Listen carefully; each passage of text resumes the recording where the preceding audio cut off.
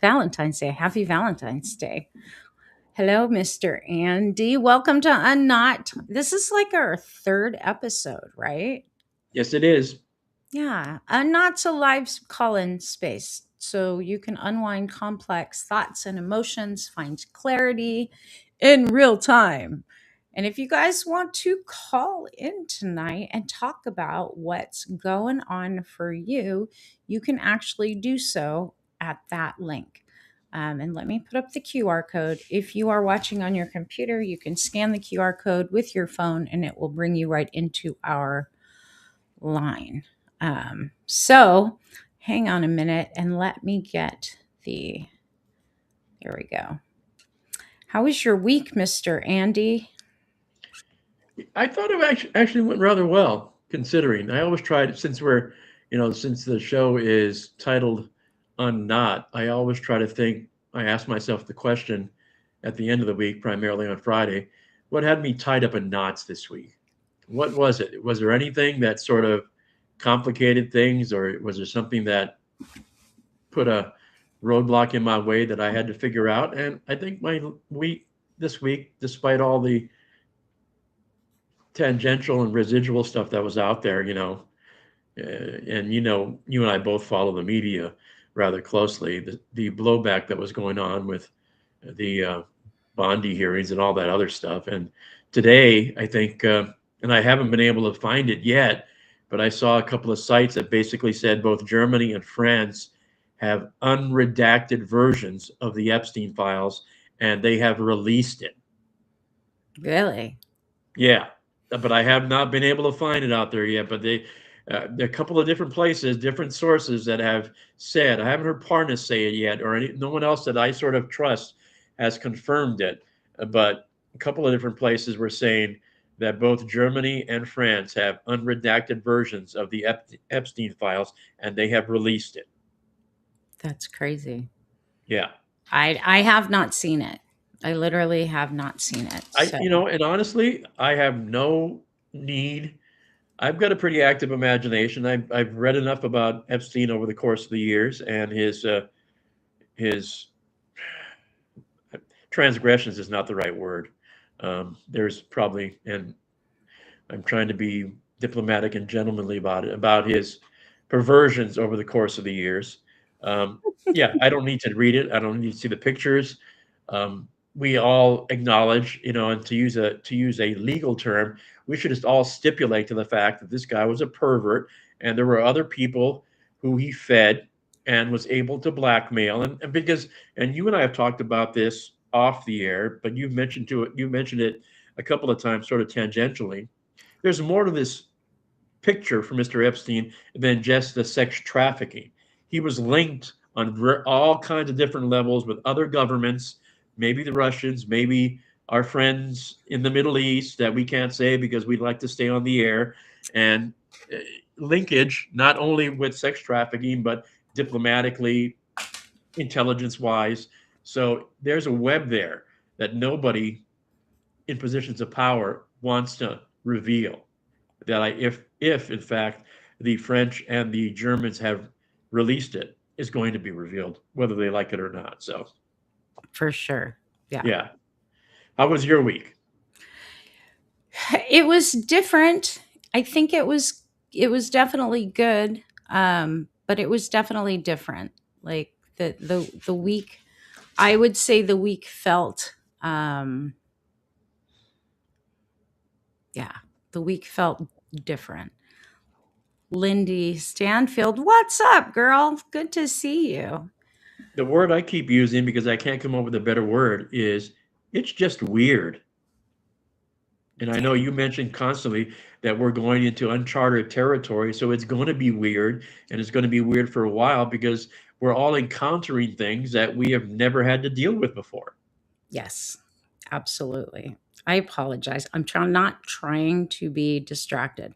I am trying to get our chat window open from TikTok, and once again, it's a problem. Every time I try and come on here, I think I've got it, and then I don't. And so I'm having to do this differently. Oh, look, there's 6 of you in here. Hello, everybody. Sorry about that. Rita's Hey there that I Rita. saw. Yes, Rita's there. I don't know why it just does not. Um Well, it's week 3, and we're doing this live, which is the I wish beauty. it would just integrated into my studio. I Yeah. look great. Thanks, Lindy. I'm actually growing my hair back. I know you're going through it too right now. So I completely understand. Benjamin, that fantastic photographer that took all your shots that are on your website, he's back. Yeah. Oh, I'm trying to adjust my color, my screen color too. All right, that's a little better. My white balance is kind of jacked up, you guys. I'm trying to get it straight. There we go. Love you too, Mr. Benjamin. All right, you guys, question for you. For those of you who were here last week and we were talking about you're living your best life. I'm so happy. How's your cancer, Miss Lindy? For those of you who are like, who is she talking to? I'm on Facebook and YouTube right now. Lindy is an old juicing pal, and she's having to go through cancer as well. And I'm on the other side of it, so I'm super happy about that. But I know the struggle. You guys hear okay?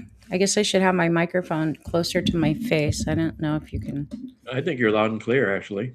Oh, okay, then I'll And put we it don't back and down. we don't need to have the microphone blocking your face Why not? because we want to see your face. It's a beautiful face. Gosh.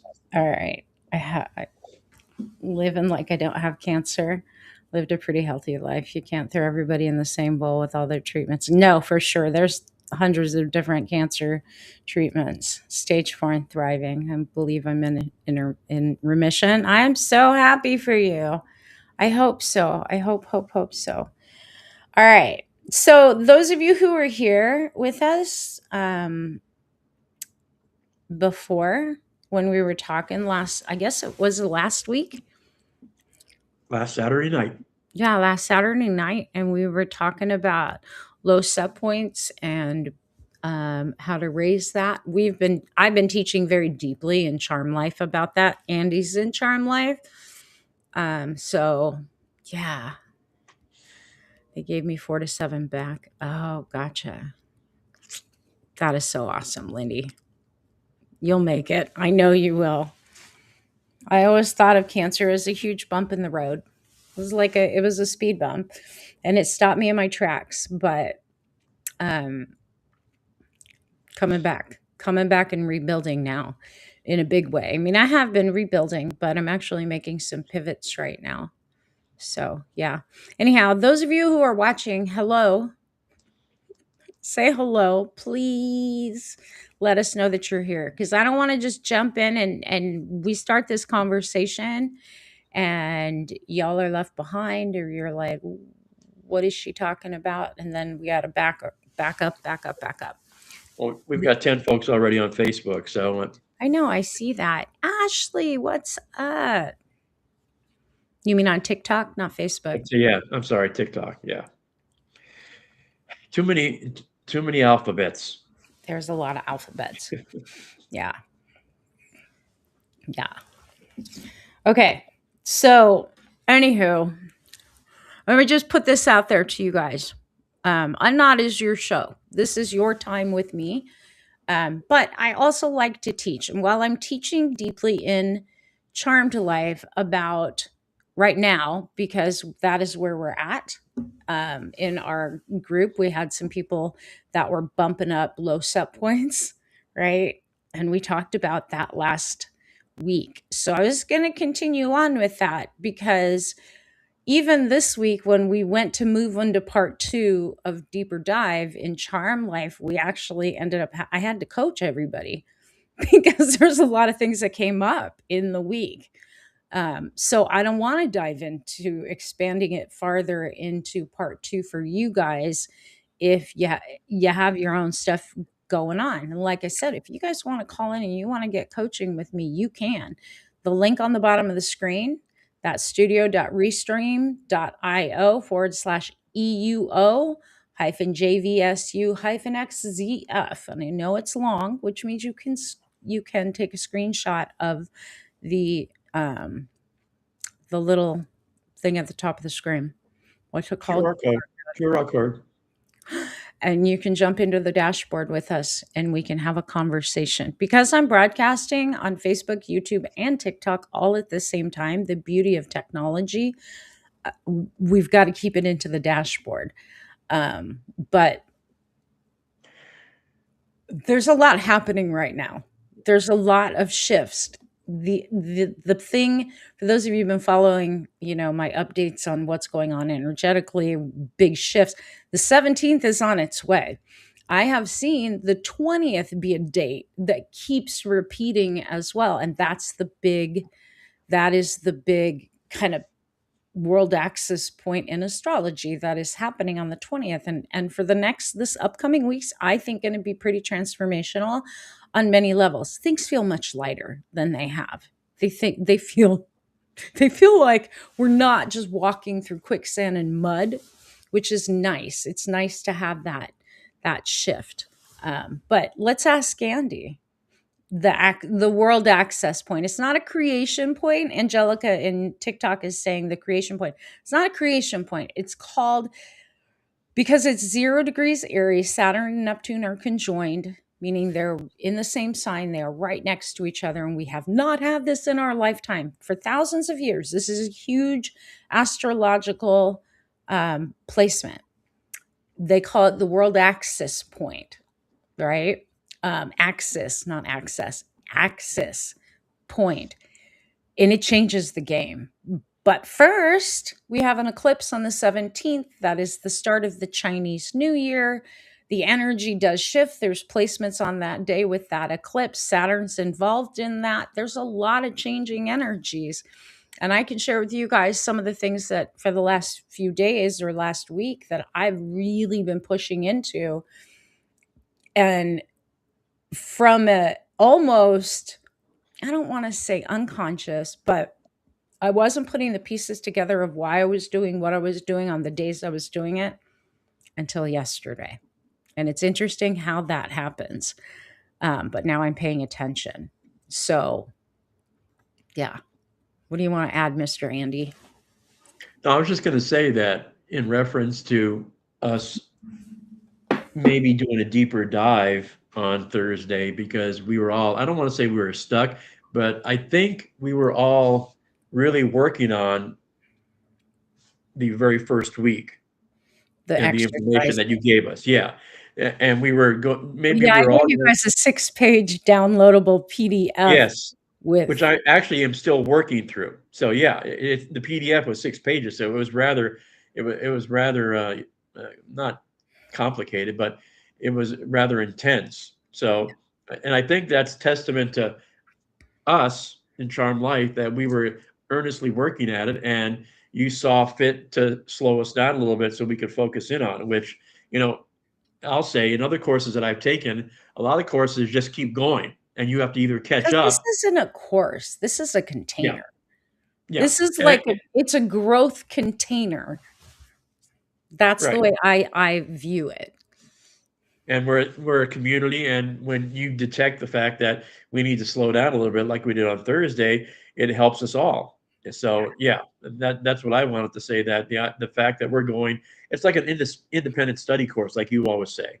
And, we're all independently studying and trying to figure out how to be better people. And sometimes we go faster, and sometimes we slow down because we're working on it a little more intently with more intention. Well, And when you're that. processing things, especially when you're processing old stuff that has kept you in survival mode and made you do things that you weren't aware of doing, and it was keeping you kind of capped way below your capacity and even your desire, you got to take the time to process. It's kind of Right. like anything, right? Anytime we have to be more reflective or we're processing grief, we have to slow down. Like the people that think that they can just kind of throw stuff out there, and these cliche one liners, which me, you like cliches, I hate cliches.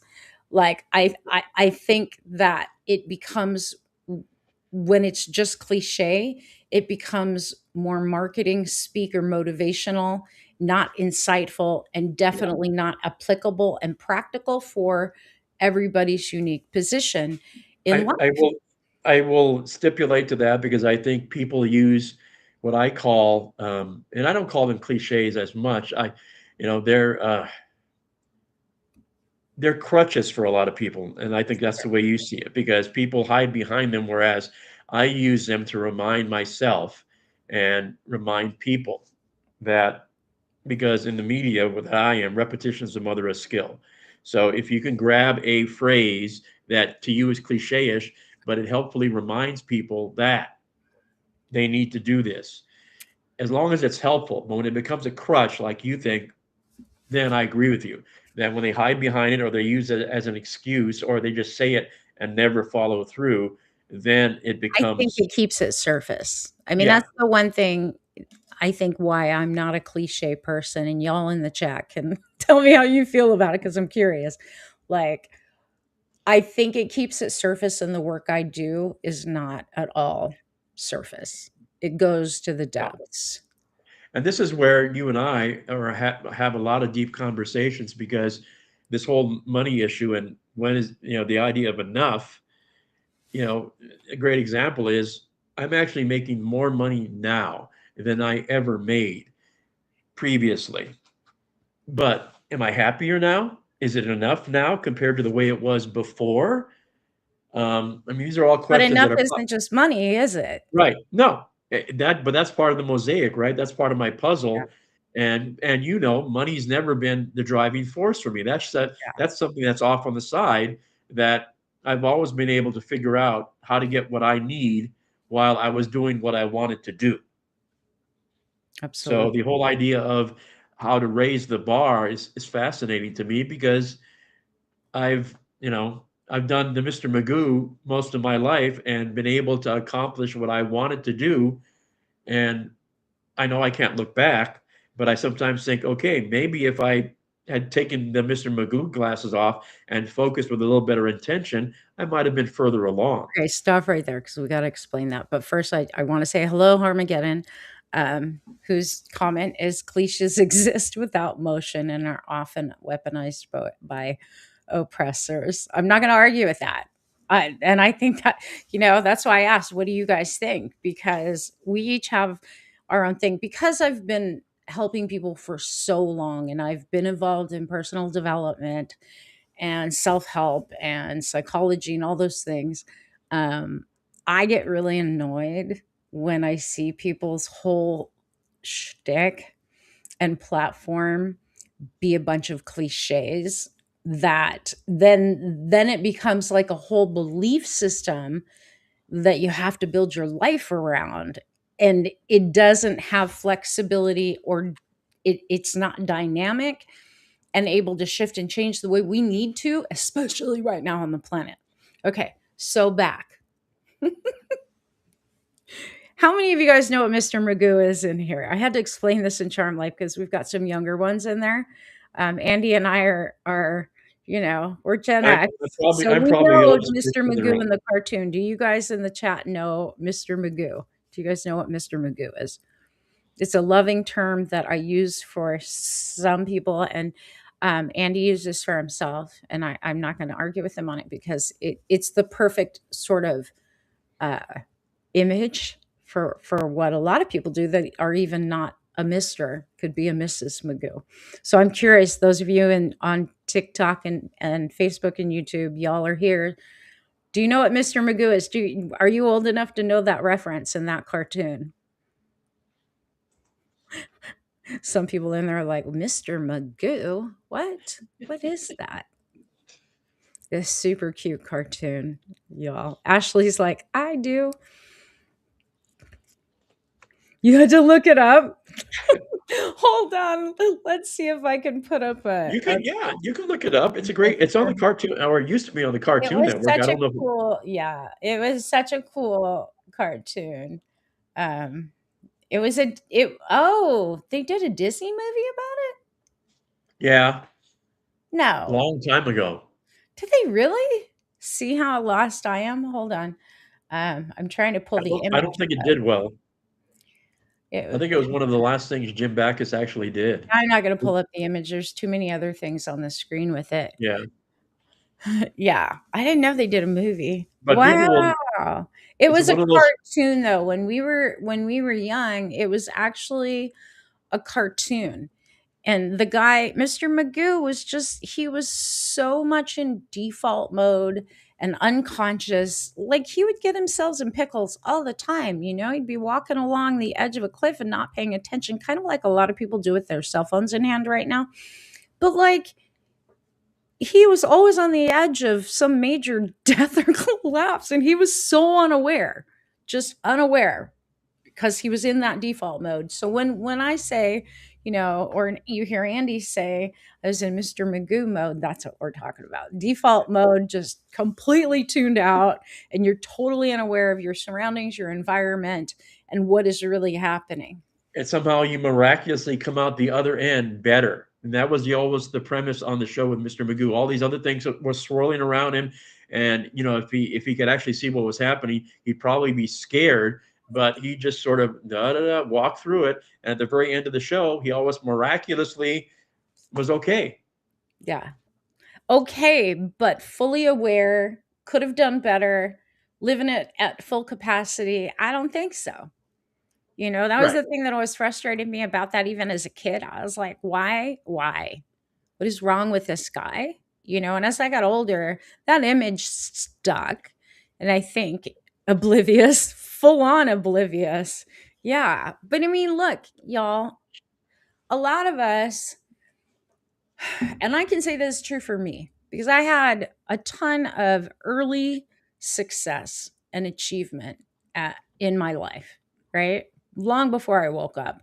But my life was like this series of accomplishments, producing, and then trauma and drama and restarting. And then, here we go again and we build again. And then something else happens and pulls the rug out from underneath me. How many of you guys can relate to that? Because I know I'm not the only one.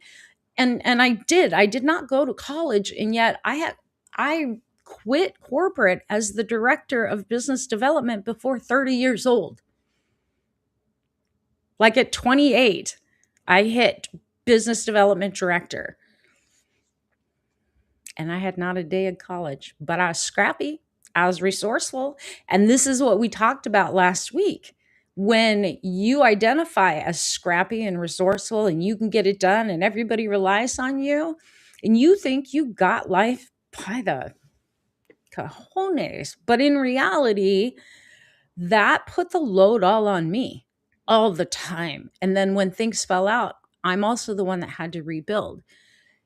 And it became exhausting to the point where I couldn't function anymore. And I didn't want to keep contracting the way that I did, if that makes sense. Yeah, it does. And in my Mr. Magoo-ness, goes back to 24, 25 years old, and you know being the youngest program director in my format, back in the infancy of talk radio, and not even paying attention to that because I was just busy being myself and going on my merry way while the rest of the business was swirling around me trying to figure out who I was and what I was doing and why was I doing it. I was just going on my merry way doing what I was doing. Well, And but see, beyond business and career, even though that's kind of how, as Americans in the capitalist society that we live in, we gauged success, there were other areas of life that were falling apart, I'm sure, or that went through the I wasn't paying attention and I thought everything was fine for you as well. I know for me it was, right? yeah, yeah, I Never, mean, hold on. Harm's saying never had early success, although I never felt like a failure. I always felt invisibly successful. Yeah. I mean, everybody has their own level. I was bound and determined at a very young age, and was trained as an Asian in an Asian family. Y'all that are Asian know what I'm talking about here. Like, you are programmed that you have to be number one. Number two is unacceptable and is almost punishable because, damn you, we've got to be at the very top because, and this is something that is so relevant today in the climate of this administration, Asians always were told, you've got to do better, you've got to do more. There's always a proving factor. Prove that you're okay, prove that you're smart, prove that you're useful, prove. Now you throw the woman gender on top of that, Hmm. and you have a whole other thing going. But then after I got divorced and had to raise a child on my own and had to go through other traumas, then it was, now you're a single mom. So see, what I'm trying to tell you guys is like, no matter where we are in life, it has to be dynamic. We have to be dynamic. But if we're in Mr. Magoo'ville and we're unaware, we plow through things and we just keep hitting new walls, new walls, new walls. We don't ever hit this place where we feel like we're in control. I needed to get my life under control because I used to say I can't keep living like this. I can't keep doing it like this. This is killing me. Like I used to say that. And the other part to the Mr. Magoo-ness, which you and I have talked about in reference to me, is a lot of my Mr. Magoo-ness was I just didn't pay attention to the influence that I had, or I don't want to say I negated it. I just never acknowledged it. And it wasn't until Maylee's passing when other people began to recontact me and, sort of um, remind me of how I had influenced them through the course of our interactions with them, that I began to acknowledge the fact that, yeah, because you and I battled for the very first for a while when you first started coaching me, because I denied the fact that I was an influence for anyone. Everybody has And influence. Everybody does. I don't care who you are, unless you're staying at home and you're not talking to anybody and you're not commenting on any posts and like everybody has some level of influence. You all yeah, have a circle of influence, and for a lot of people they don't want to admit it because that denotes a little more responsibility. a lot more Um responsibility. yeah, But the part of being the influencer is that I think one actually has more influence on people you don't realize you yeah. are influencing, as opposed to the people you are actively trying to influence. That's the lesson that I learned, is the people that were talking to me, that came back in and reminded me about episodes and how that I had impacted them. eh, There was never intention there on my part. So the Right. idea that you can influence people without even realizing it, to me, that's the X factor, because you never know who's watching you whenever you're doing what you're doing, Yeah. and how something you say or something you do may leave a mark with them that you just don't realize. Armageddon is saying is was always told to be number one as well, but I soon felt like competing with others was limiting me.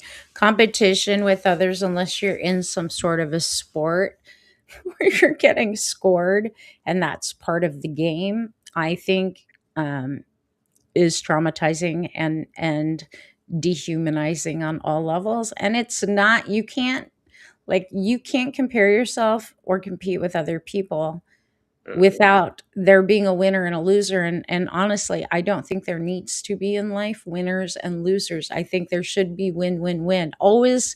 yeah, When I even work with leaders, that's always where we try to go. When I work with parents, when I work in couples, always where we try to go.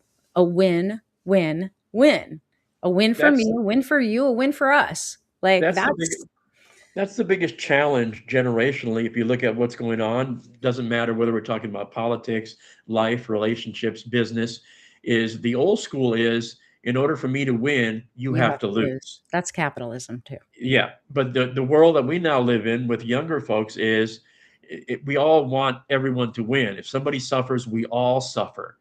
And the older folks don't get that. Well, Some I think do. that's the paradigm that we're shifting into as well. Right. Yeah. And I think it's needed on every level. You know, the one thing though with this conversation we've been having on raising your set point and allowing yourself to have more, not just enough. That's that thing of taking the whole sort of capitalist patriarchy limiting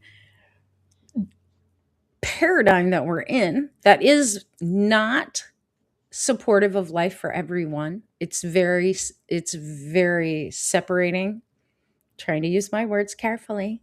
Um, and it literally does not provide for life affirming for everyone and everything. And that's the thing I think, people ask me all the time, we're going through all these shifts and you talk about them on that level.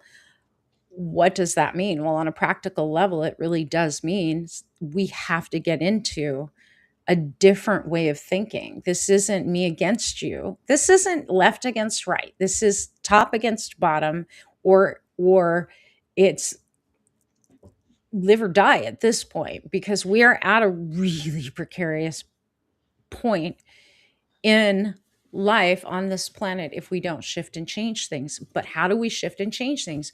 We do it by changing us one at a time, and then we do it collectively and within community to move it forward in a very different way. And that's the one thing that I think um, is a little more difficult, especially post COVID, post lockdowns, because the lockdown actually separated people more and more, right?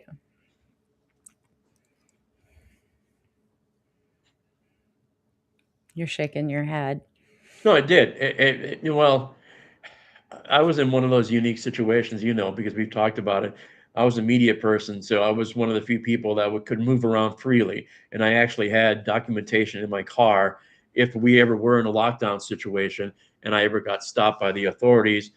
I had the proper documentation from law enforcement that allowed me to move around freely.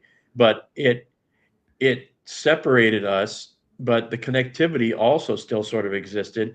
And I think we all sort of discovered my relationship with Maylee got stronger, um, because it was just, But from community. If yes, you weren't community. directly Exactly. living with other people in your Yep. house, it did separate us.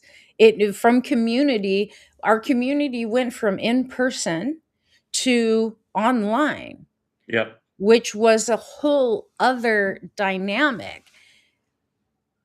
That is where people are actually craving change as well, and now here we are with this other sort of wave and phase of more separation and not connectivity in person. Tell me in the chat, do you guys miss having your community, your friends, your connection in person versus online? And I'm not saying being online's bad. I mean, we're online right now, and I am very grateful that we can have these conversations like this and have this platform.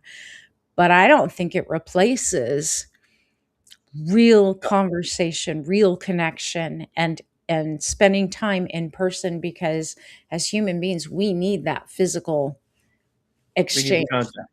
Yeah. We need the Well, the contact. energetic contact too.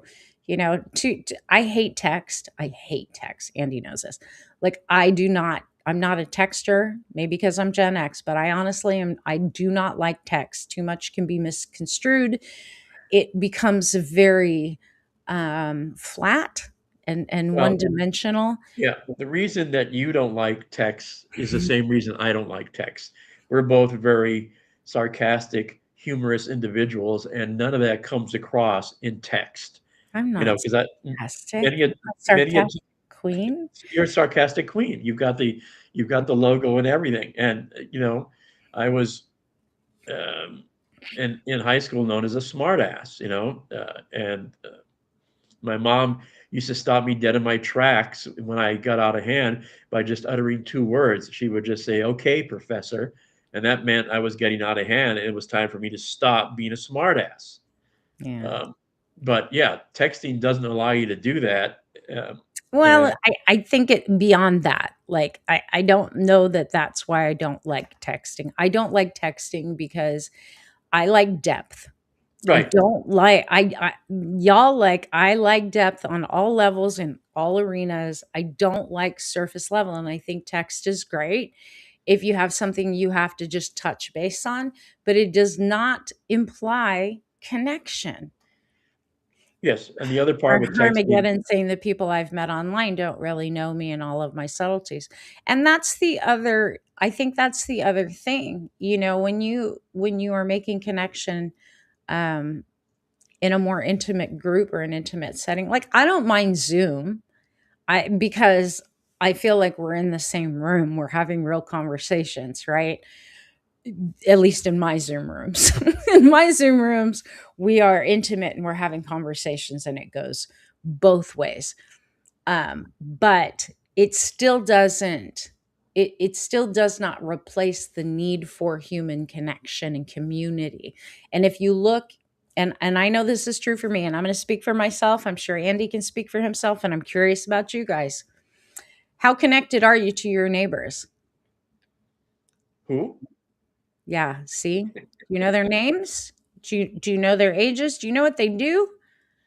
I If know what there they was do. if there was an emergency or there was the need for something, could you ring up your neighbor? Do you even have their phone number and say, "Oh my god, this is going on. Could you come over?" How many of you have that level of connection with your neighbors? Growing up, I did, and now they call it what? The phone tree or whatever it was called.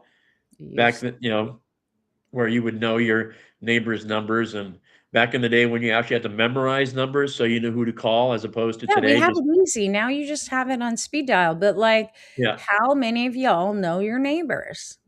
And if you don't know your neighbors, who's your closest person in your community? How far away do they live? Probably about 20 minutes away. My That one is of my is that not colleagues, sad? Y'all, yeah, is that not sad to you? Because to me, that's sad. To me, yeah,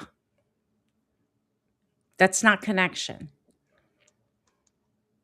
no, Like I said, no, separation, and it's gotten worse. And I get people move around, people have moved away from where they grew up. We're very transient in the way that we live. We don't live in the same place that we grew up or went to school.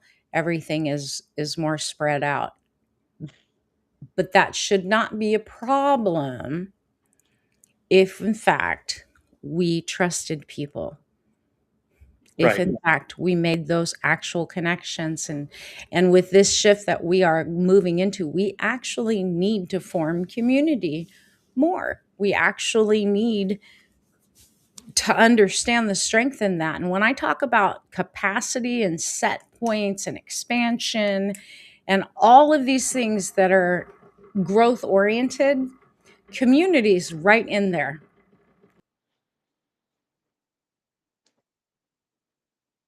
oop, you went I don't know away. what happened. Yeah, I know, you disappeared for a second, It said my connection was lost. I don't know what happened.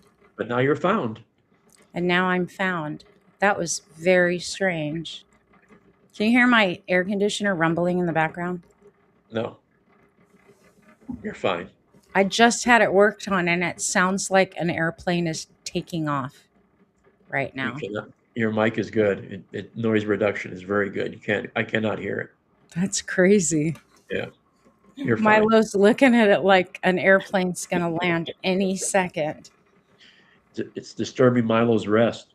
My noise cancellation is actually good. All right. So, anyways, yeah, and I'm not going to harp on that, but but I do want that to be part of our conversation because so many of you have asked me, like, what can we do right now as the paradigms begins to shift, as we're being called to higher levels, and different ways of engaging in life and different ways of showing up. And that is what we are being called to. And if you guys want, I will share with you what went on this week for me as the energy just sort of is pulling me. Probably Yeah. because I consciously ask for that.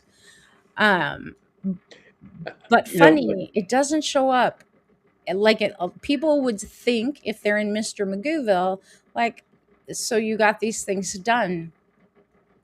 There's a reason I got those things done because they align to the deeper things of what I've actually been purposely, intentionally creating in my life and shifting into and pivoting into. Like I said, if you guys want to know what that is, I will share with you what that is, but let me know in the comments because I don't want to just babble. Like, that's not what this show is about. things sort of constantly, and once again, I always think I'm a little my circumstances are a little unique because of the business that I'm in. And AI, in a lot of respects, is beginning to short circuit the whole process of connectivity and being able. I mean, you can look at something as simple as trying to get a job, and the fact that people that are out there are saying literally, I sent out hundreds of resumes and have not gotten even a rejection letter from anybody out there because of the way AI and keywords filter things down, that you are not even interacting with a human being, that it's a system now that is filtering you out. And when I think back to when I first got involved in my business, radio, and it was tough to get people to respond to a resume and an air check that I would send out. So I had to figure out a way to be unique and different. So I would do, I mean, now it sounds stupid, but one time I mailed a program director a shoe in a box. And I put in the box a letter that said, on a little note that says, what is it going to take to get my foot in the door? And you know what? He picked up the phone and called me. Nice. And something came of that. So there have got to be ways for us to be unique. I mean, and the biggest conversation I have with my corporate parents when I was doing corporate stuff is I wasn't interested, and this became a problem eventually with them and me. I wasn't interested in being the best at what I was doing. I wanted to be unique and different because the best eventually is no longer the best. But unique means you stand out in the field, and if I have something they want, they know where to go. Gotcha. And that's the way I've always approached things, as opposed to trying to be the best. I'm not interested in being the best. I'm interested in being me, so that if somebody's looking for something that I have to offer, they know to call Andy, not because of my numbers or what I think I have I in the think bank account. it's slightly different for me. I don't know how we even got on this conversation, how this topic came about, being the A best and sense of all. community and how to interact and connect with people, and how we're getting disconnected. Yeah. And then we started to move into more of the talk about, what the world is requiring of us as we go into and toward this big shift, this paradigm shift, and all the things happening. And somehow we ended up way over there. I don't Yeah, know what happened. Um, yeah, not sure how we ended up over there. I Anywho, think it. Yeah, let's pull it back, shall yeah. we? Let's dial it back. Because I was heading somewhere with that, and it just kind of went way off kilter, and We took a yet that detour. other thing is still on my mind, Yeah, like which means there's a reason for it. So um, as we move towards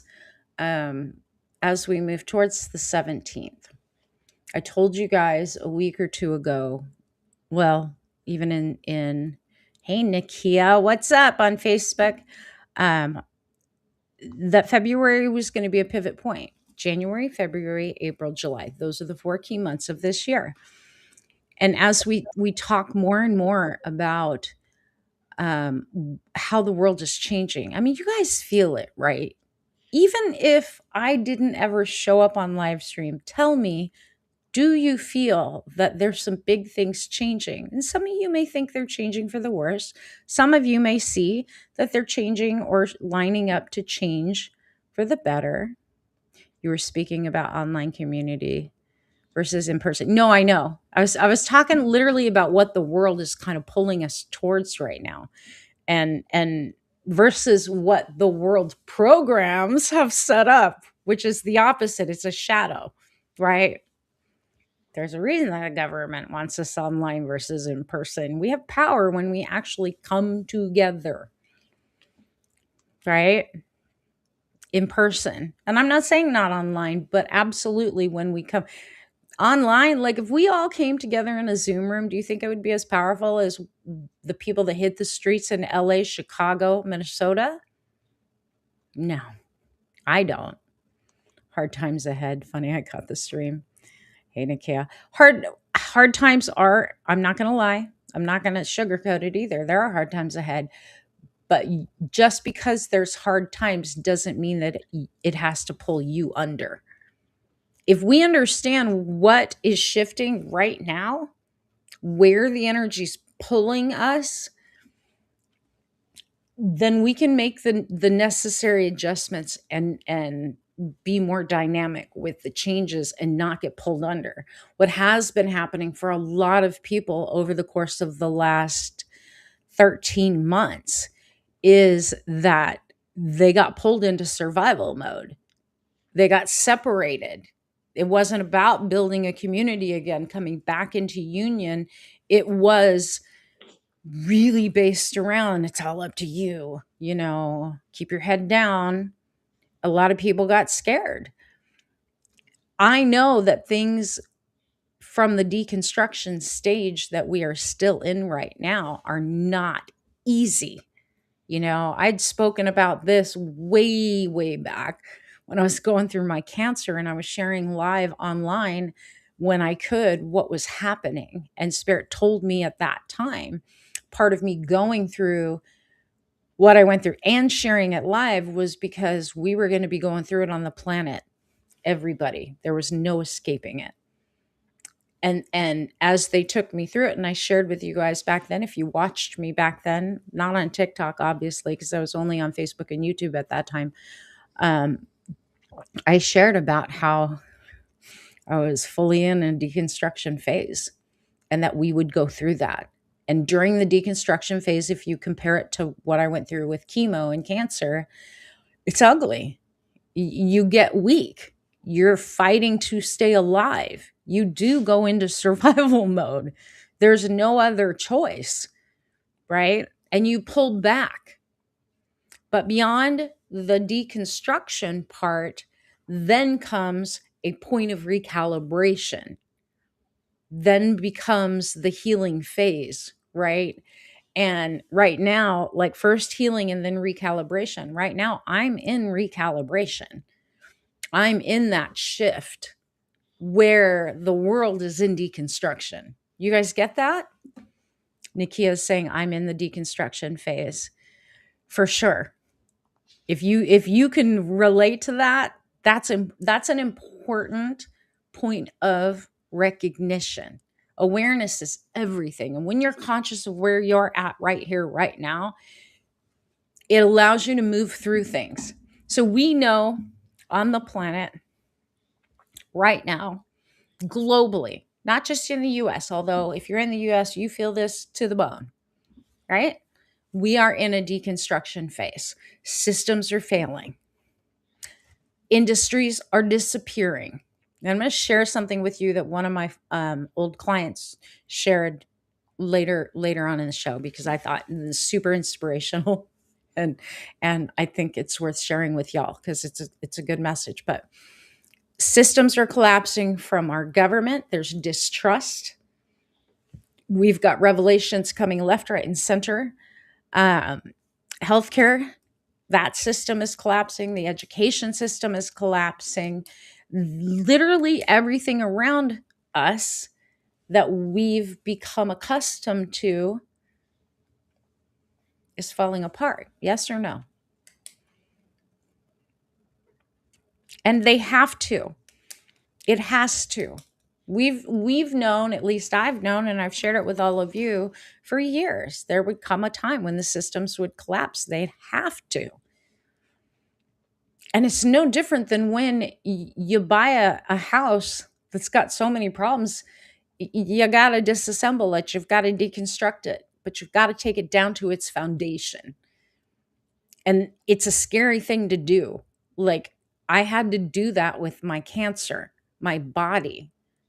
Everything got stripped down to the very minimal foundation, and then you rebuild from there. But right now we're in the stripping down. We're in the deconstruction phase, which is also the revelation phase of what needs to change, what is broken. There's a lot that's broken. Individually, you've got your own stuff going on, right? Each one of you has your own stuff going on. Some of you I've talked to, and some of you have said, I hit this wall. You're talking about these set points and being too low. And I've hit this wall. I can't move past it. Every time I go above, it washes out, right? I've heard that on the level of health. I've heard it on the level of finances, on business growth, lots of different places. So all of you are in a different place. Not knowing where you're at, I can only speak to this very generally, but I can tell you what I've seen in themes running through my clients, through my friends, through my family. We are all being called to a higher place right now, a different place. We are being called, as everything falls apart, we are being called to shift our values upward, to shift our intentions upward, to shift our actions upward to a different level. We can't just keep walking like Mr. Magoo. It isn't going to work. And if you are walking in that place, then you're on social media constantly doom scrolling, or you're listening to the news, you're getting sucked into the programming, which is probably holding you even farther in place. And then you're going to get sideswiped and wonder what the hell when these new systems come on board, because you weren't even prepared for it to shift like that. Even though maybe you've heard me talk about it. What do you guys think about that? Does that make sense, Mr. Andy? Am I making sense? Yes, you are totally. Yep. Okay, just And, making sure. as Nikia says, I mean, we're all in different places. You're in, the recalibrating phase. Some of us are still deconstructing, and some of us probably are deconstructing and don't even realize it because we are still in our Mr. Magoo phase and have to become self-aware so that we can begin the process. But So, some people are in the just in a state of fright and yeah, frozen, and they're like, "Yeah, I don't want anything to change," and you're holding on to a crumbling building. yeah. If you're not paying attention to what's going on around you in the world, But right? that's why it's important for the sense of community to come together. And if it has to begin with us doing it this way, then so be it. But yeah, eventually we all come together the same way they have in LA and Minneapolis and in St. Louis and all the different other places where you come together And there's going to as be the a time community. when we are called to do that too, but Yeah. that's not necessarily what I'm talking about. Um, right now, I'm really talking about just the fact that community needs to be there. You need to at least start to build community because it is needed, and honestly, right now, as things deconstruct in this world, having support networks, because people have asked me, like, what can we do? Build your support networks, get connected. If all you can do is online, fine, do online, but connect in a community that is intimate and not surface. Because what is going to be required and what we're being called into right now is more intentional. Like I said, win, win, win. And it's from the standpoint of moving together, not individually. See, one of the things that, and I'd like to see how you guys process this one too. One of the things that I see as big has been a big obstacle for sustainability, for equality, for life affirming actions on this planet is, for a very long time, with the capitalists and kind of patriarchy, we've all been programmed into more individualistic thinking. Me, me, me. It is what allowed and made room for the authoritarianism drift. It is what allowed profit over people, because it was me, me, me. It's how the 1% operate and have no problem from that place of extraction. And we're moving out of that paradigm of extraction and moving into a paradigm of stewardship with ethics. You guys get that? That's the big shift. But that also means if that shifts away from individualism, me, me, my happy place, namaste, love and light, right? I'm most important. If we move away from that and into what I do affects everybody else, butterfly effect, What if one of us is hurting, all of us are hurting? That is universal truth, right? If we move there, now I have to think about, how am I living? How am I thinking? What are the actions I'm taking? How is it affecting the rest of the planet? Because gone are the days where we don't have the understanding that what I do affects everything and everybody at some level at some time. That makes sense, you guys?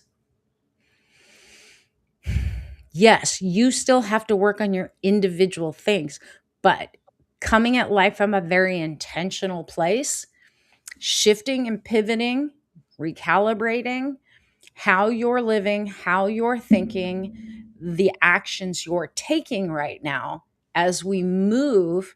If you can take that on purposefully, consciously, now as we continue to deconstruct, you will not feel like the sky is falling. And for a lot of people right now, they think the sky is falling. I've seen comments too many times, we're cooked. We're done. Like, no, we're not. I know it feels like that. I do. Causes a lot of guilt and shame. What part does, Nikia? What causes a lot of guilt and shame? Because whatever that is, girlfriend, we need to shift that one. And you are welcome to call in. Like, just copy that link and or scan that code and jump on with us. I'm happy to have a conversation with you. Because guilt and shame is like the lowest vibrations on the planet. Those are the biggest blocks that we can be walking with. I don't want anyone to be walking with guilt and shame. That's no fun.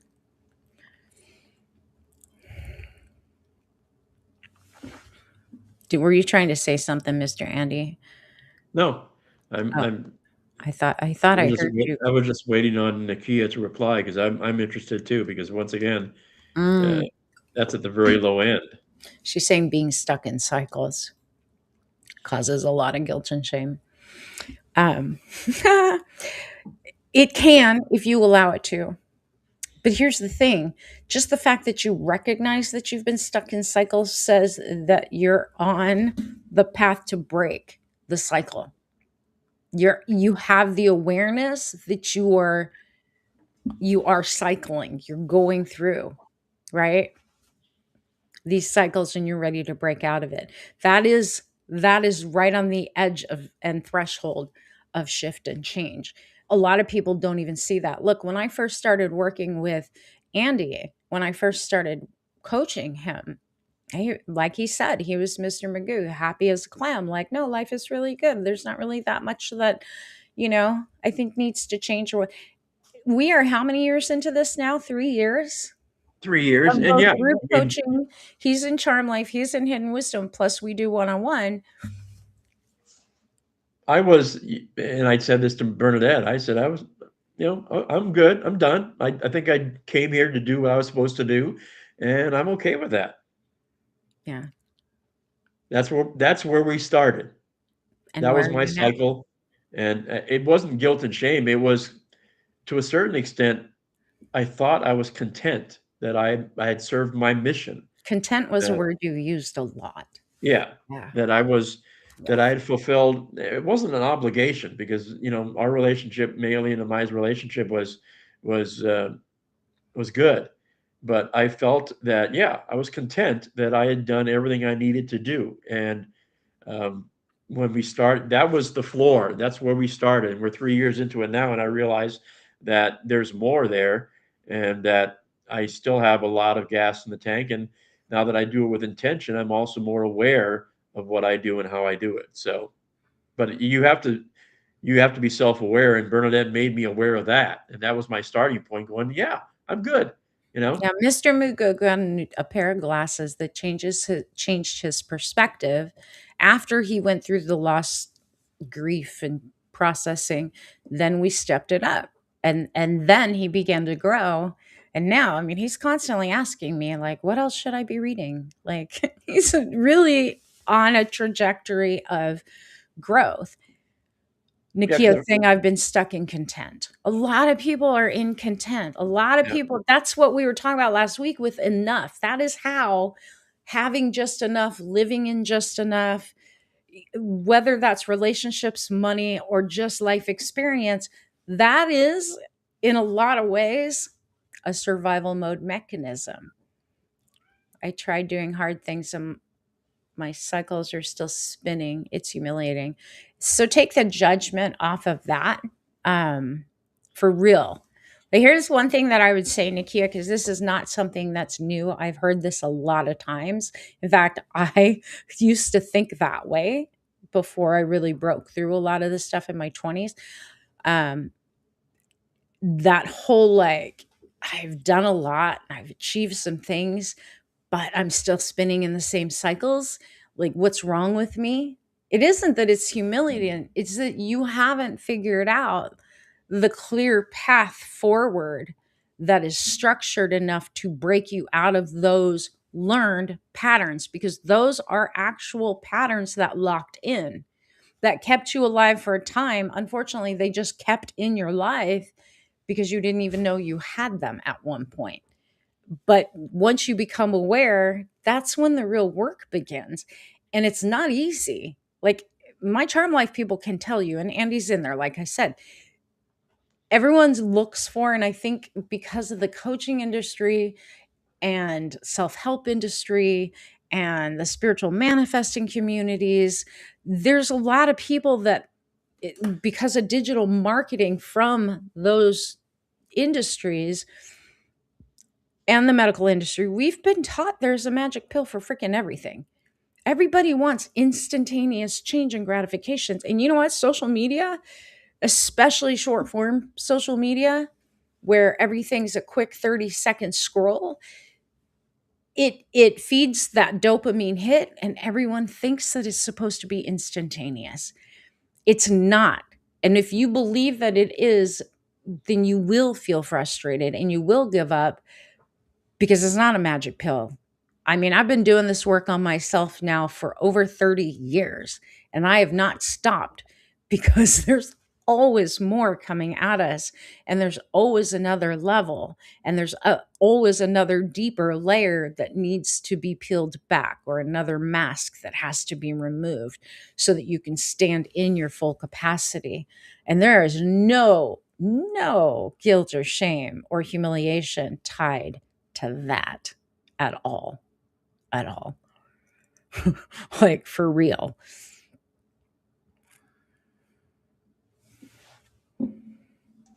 What I've learned in working with Bernadette, or I should say, Bernadette's worked with me over the last 3 years. It's a lot of little things that you do consistently, day in and day out, that help you make the progress. And Nakia, you talked about the humiliation, or you feel like you're spinning your wheels. And there are many days that when I get to the end of the day and I try to think of what my day was like, and I think, you know what, I didn't do what I intended to do when I began the day.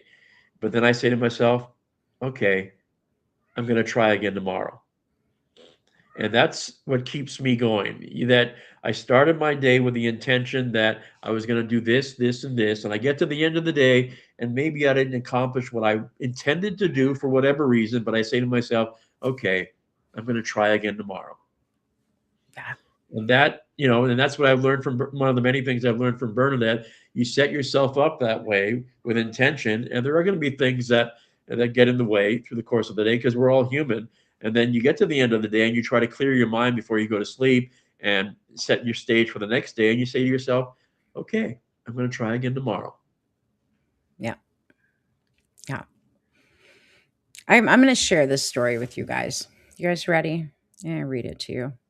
Hold on. Let me pull it back up, because I think this is really indicative of real life. And I think there's a lot of good lessons in this. And after that, I'll share with you guys kind of, I mean, it was a reminder for me on many levels, but this is a client that I had years ago that wrote this, and we're friends. And he posted this the other day, and I was like, man, I'm so happy for him, but at the same time, it speaks volumes. So here's what he said. 3 years ago, we went from feeling really good about the momentum we were building, having just moved to St. Pete after doubling our revenue over the previous year. And he owns a company, he and his wife. um, to watching in real time the tech sector, our target market, tank. Now, some of you guys that have been watching or are in the tech industry can probably really relate. But this is that thing of understanding we are in deconstruction. But he actually recalibrated, and that's why I want to share this, because it gives hope. Anywho, it said it took our businesses and all of our cash with it. It left us worse off than we were when we started in 2020. We were devastated. 3 years later, and we just invoiced more in the month of January than we did all last year. And we have enough activity in our pipeline to repeat that revenue again this month in February. I would love to hit the big M, meaning million, by year end. Fingers crossed. I'm thankful to have a wife that figuratively slept under a bridge with me over the last 3 years.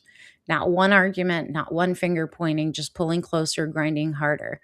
And then he went on to thank everybody for their support, for rooting for them.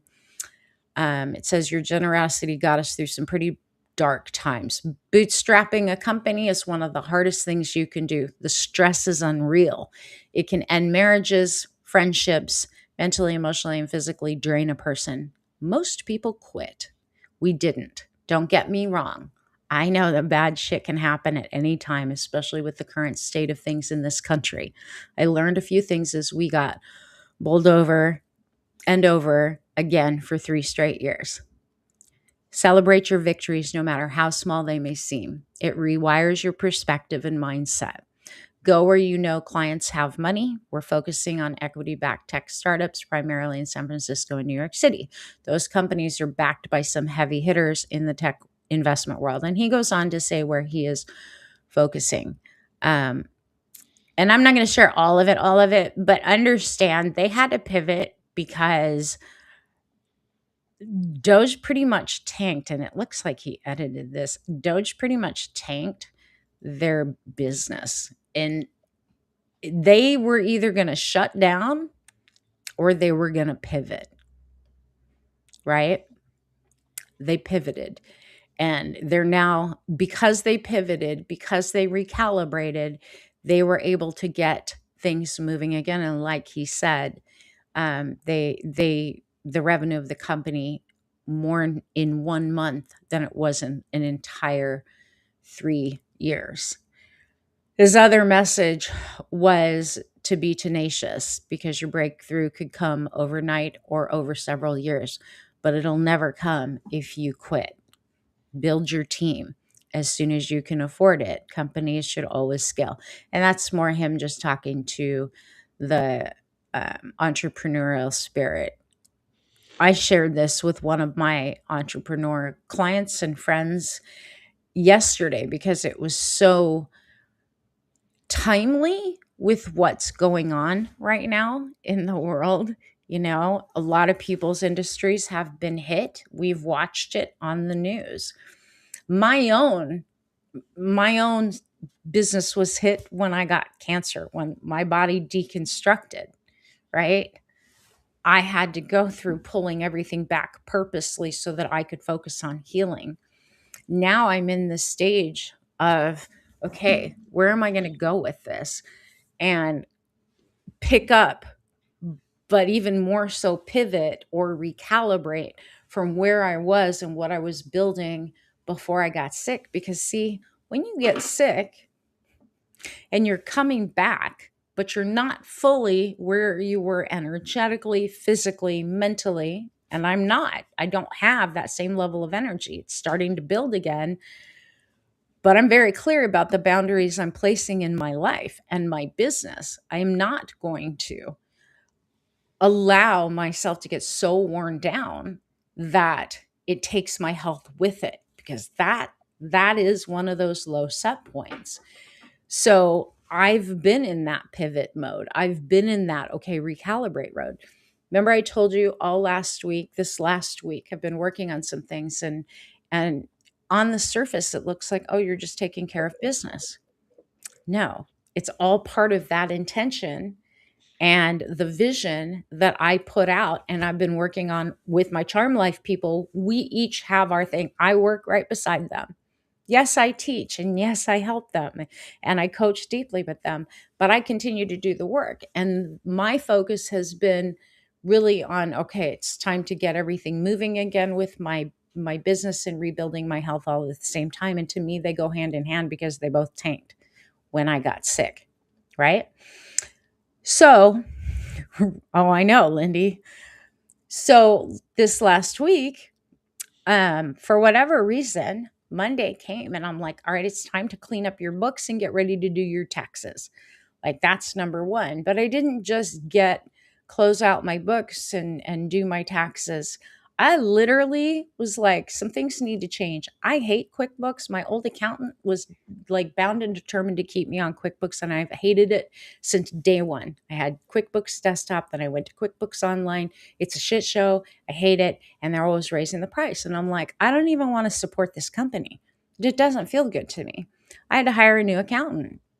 And for whatever reason, the one that I initially started to work with back in October had no appointments until after the deadline for taxes. And I'm like, taking that as a sign, because I always ask Spirit first thing in the morning, eyes to see, ears to hear, heart to understand, all you wish me to know, help me co-create a life of love, joy, and compassion for myself and others, right? That's the first prayer before I get out of bed.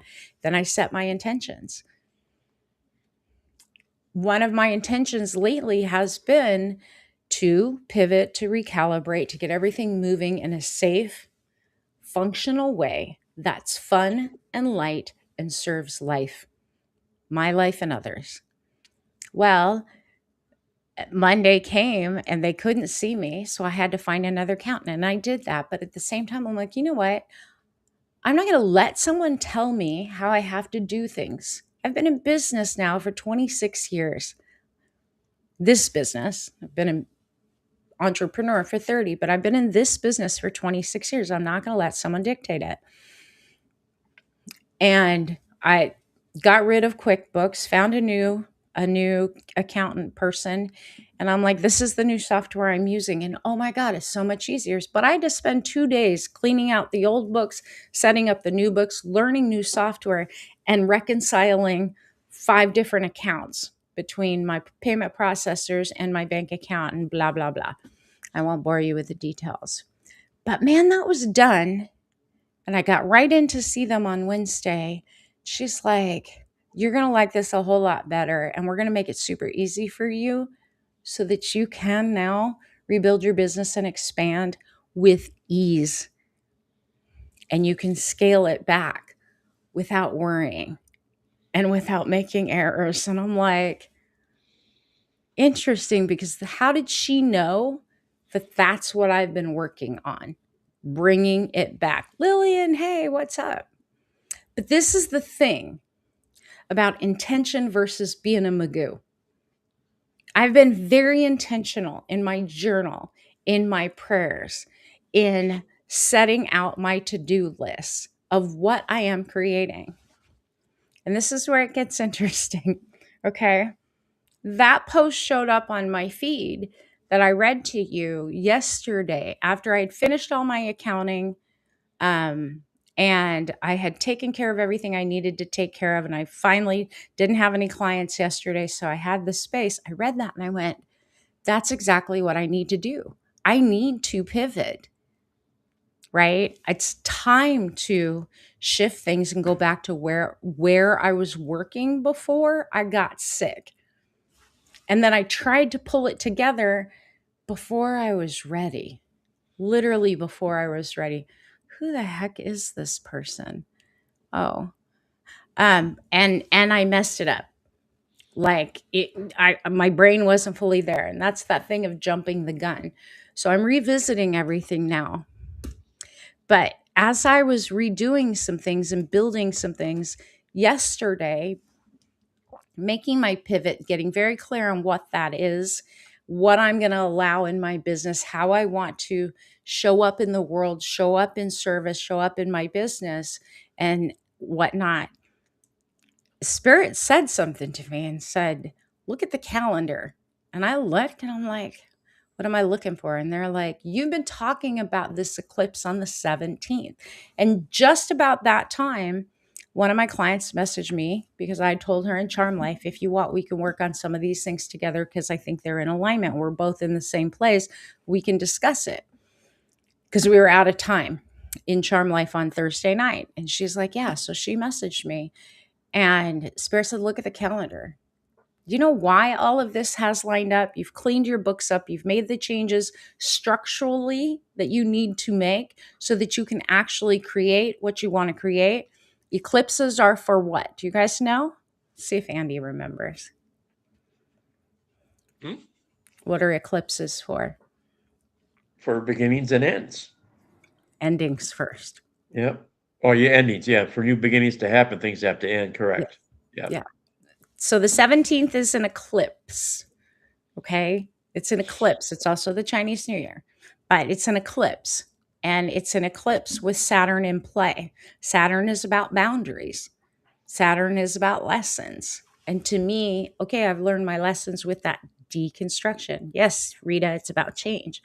So, all the things that I've been lining up this last week, and if you think in terms of Chinese New Year, even you're supposed to get everything cleaned up and finished off before the end of the last Chinese New Year so that when the new one starts, you're walking into it with ease. You're not cleaning, you're not throwing stuff away. That all happens before. And you leave that stuff behind. And the fact that an eclipse is happening on that very day, the energy is very potent to leave it behind. We're changing cycles. But I can tell you guys this from an astrological standpoint, all these planets are stacking up in Aries at the end of the month. We're in this big stellium of planets. Aries is the first sign of the zodiac, right? What does that represent? New beginnings, but it's new beginnings with action and fire and all kinds of shifts and changes and whatnot. So before Tuesday, the cleanup work has to be done. The fact that I wasn't even conscious that I was doing that cleanup work and preparing for the very sort of foundational structural aspect of bringing in what I'm asking to bring in and leave behind the time of crisis and deconstruction and healing so that I can get into that recalibration phase. All that stuff, the accounting, which just seems mundane. You're like, oh, you just have to take.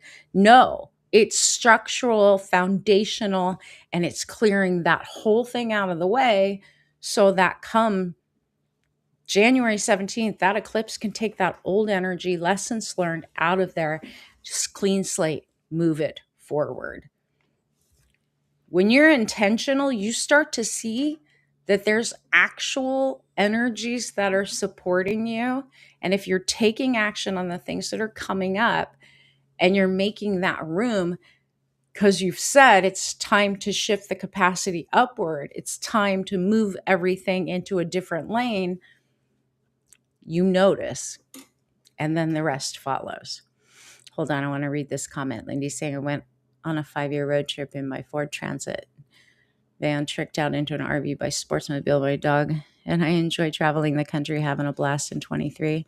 Got to Montana and found my friend in bad shape. She was 86, decided to stay with her and helped her heal from a broken leg, which turned into several more months, which then turned into a commitment just to stay and see her through the end of her life. She had no children, not much family that she even knew, parked my RV and decided to just take care of her 24/7.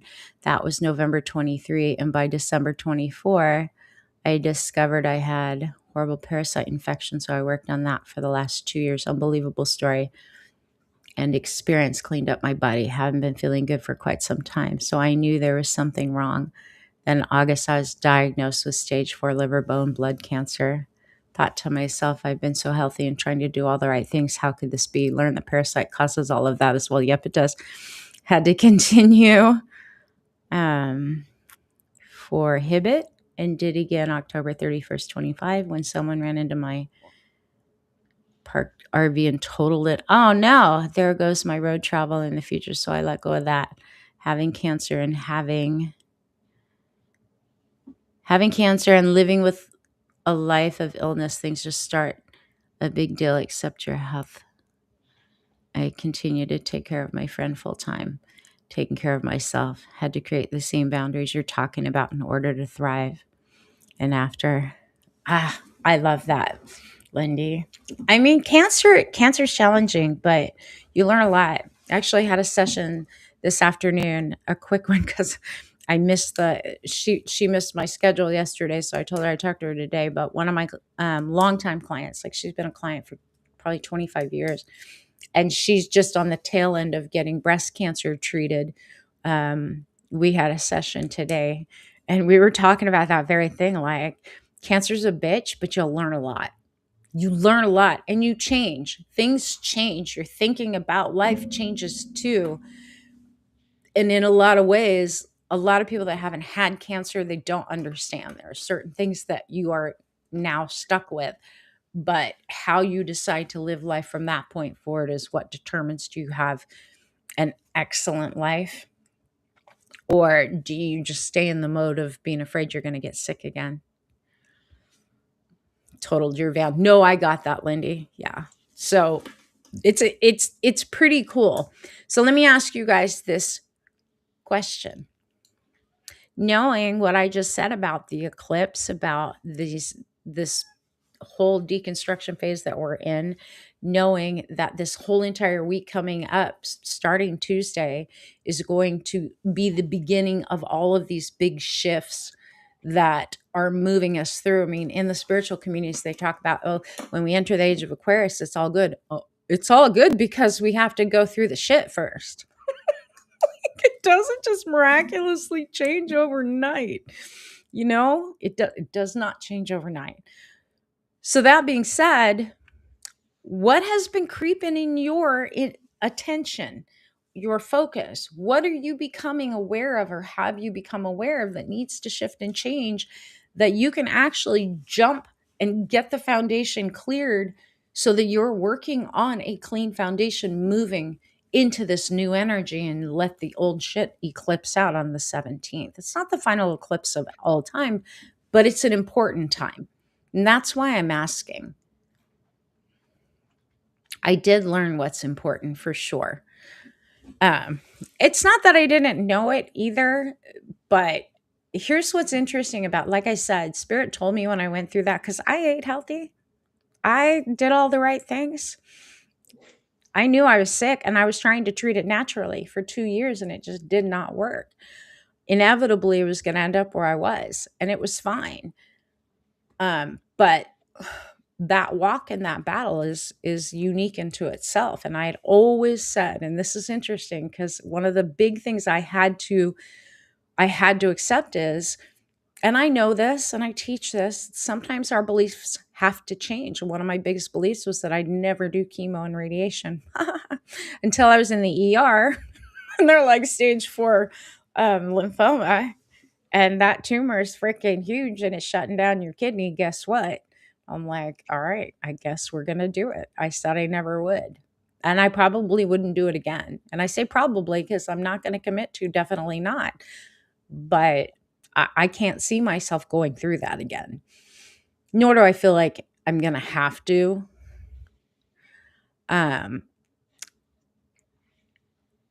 But going through that level of life shifts underneath you overnight, everything about your security and how you've been living your life has now changed in the blink of an eye, is what a lot of people are experiencing right now. So when they told me you are going ahead of, and the way they described it was the deconstruction that everybody's going to go through in the upcoming years, but you're going to go through it first so that you're steady and stable through it and can help people get through it. Fine. Okay. At first I was a little pissed. I was like, that's kind of shitty. Why do I have to do that? Right? But we each have our path, and I'm not resentful, nor am I angry about it. But there were times when I was pissy. Andy knows because he was on the phone with me at those times. Yeah, and as you laid it out very nicely, we all learn different things, and when you don't have a point of reference like I didn't have at the time, because in my family, we're relatively cancer free. So I went through this journey with you, and my tendency, which you know, because we talked about it and you shut me down numerous times, is to be positive and to come back with bromides about things are going to be okay. And you taught me how to hold space for you, and eventually toward the end, just to sit there and listen.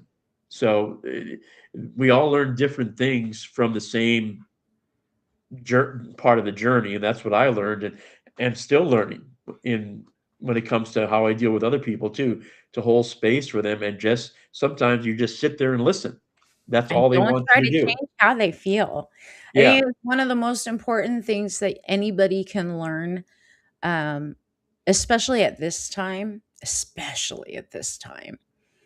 is there is an art of intentionally listening and holding space without needing to shift somebody into some positive mindset. Like, hold that space and let them feel what they feel, and don't need to have people become something they're not or feel something they don't, because that's your discomfort from where they're at.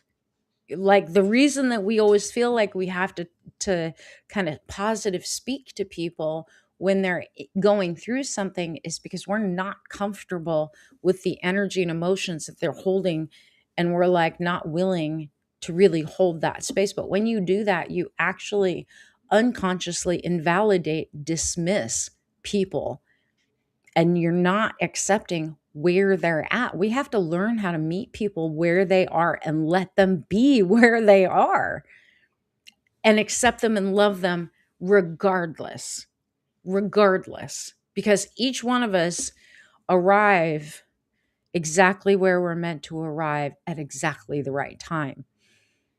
But that's uncomfortable for people sometimes. Yeah, because instinctively you want to help and you want to make them feel better and you want to respond somehow. But yeah, and I'm still learning how to do that, and it's still a work in progress. But I learned that in the 2 years that we went through it together. That it's important just to be there and listen. Yeah. I mean, the one thing, and through the years of doing this job, because I help people with their health, and I help people with their psychology, and I help people with their mindset, and I help people with their energy and their emotions, literally have had to learn throughout the years. And it has been a learning process. And I'm not saying that I'm perfect at it. I'd be lying to you guys if I said I was perfect at it. I have gotten better through the years because I've understood more and more what is needed, and what an honor it is for people to trust you at that level, that they're willing to share how they're feeling, where they're at, what they're struggling with. And if y'all have people in your lives that are doing, and I'm not talking about people that are stuck in victim mode, that's a whole other ball game. I'm talking about people that are like, this is what I'm doing and this is what I'm going through, and I'm willing to share the real and the raw with you. That's an honor. That is someone holding you in high regard. That is someone saying, I trust you with my vulnerabilities and my weaknesses. So hold it that way. Truly hold it that way. I'm not, and like I said, I'm not talking about if you have someone who's constantly negative Nelly and they just, that is their default, that is their default way of being. Like, that's a lot. And there has to be boundaries when it comes to, engaging with people like that, because that then can actually affect the way you process, the way you feel. But when someone's actually going through something, man, hold that space. And more people need to learn that. That And sharing, Nikia saying that sharing is sometimes scary.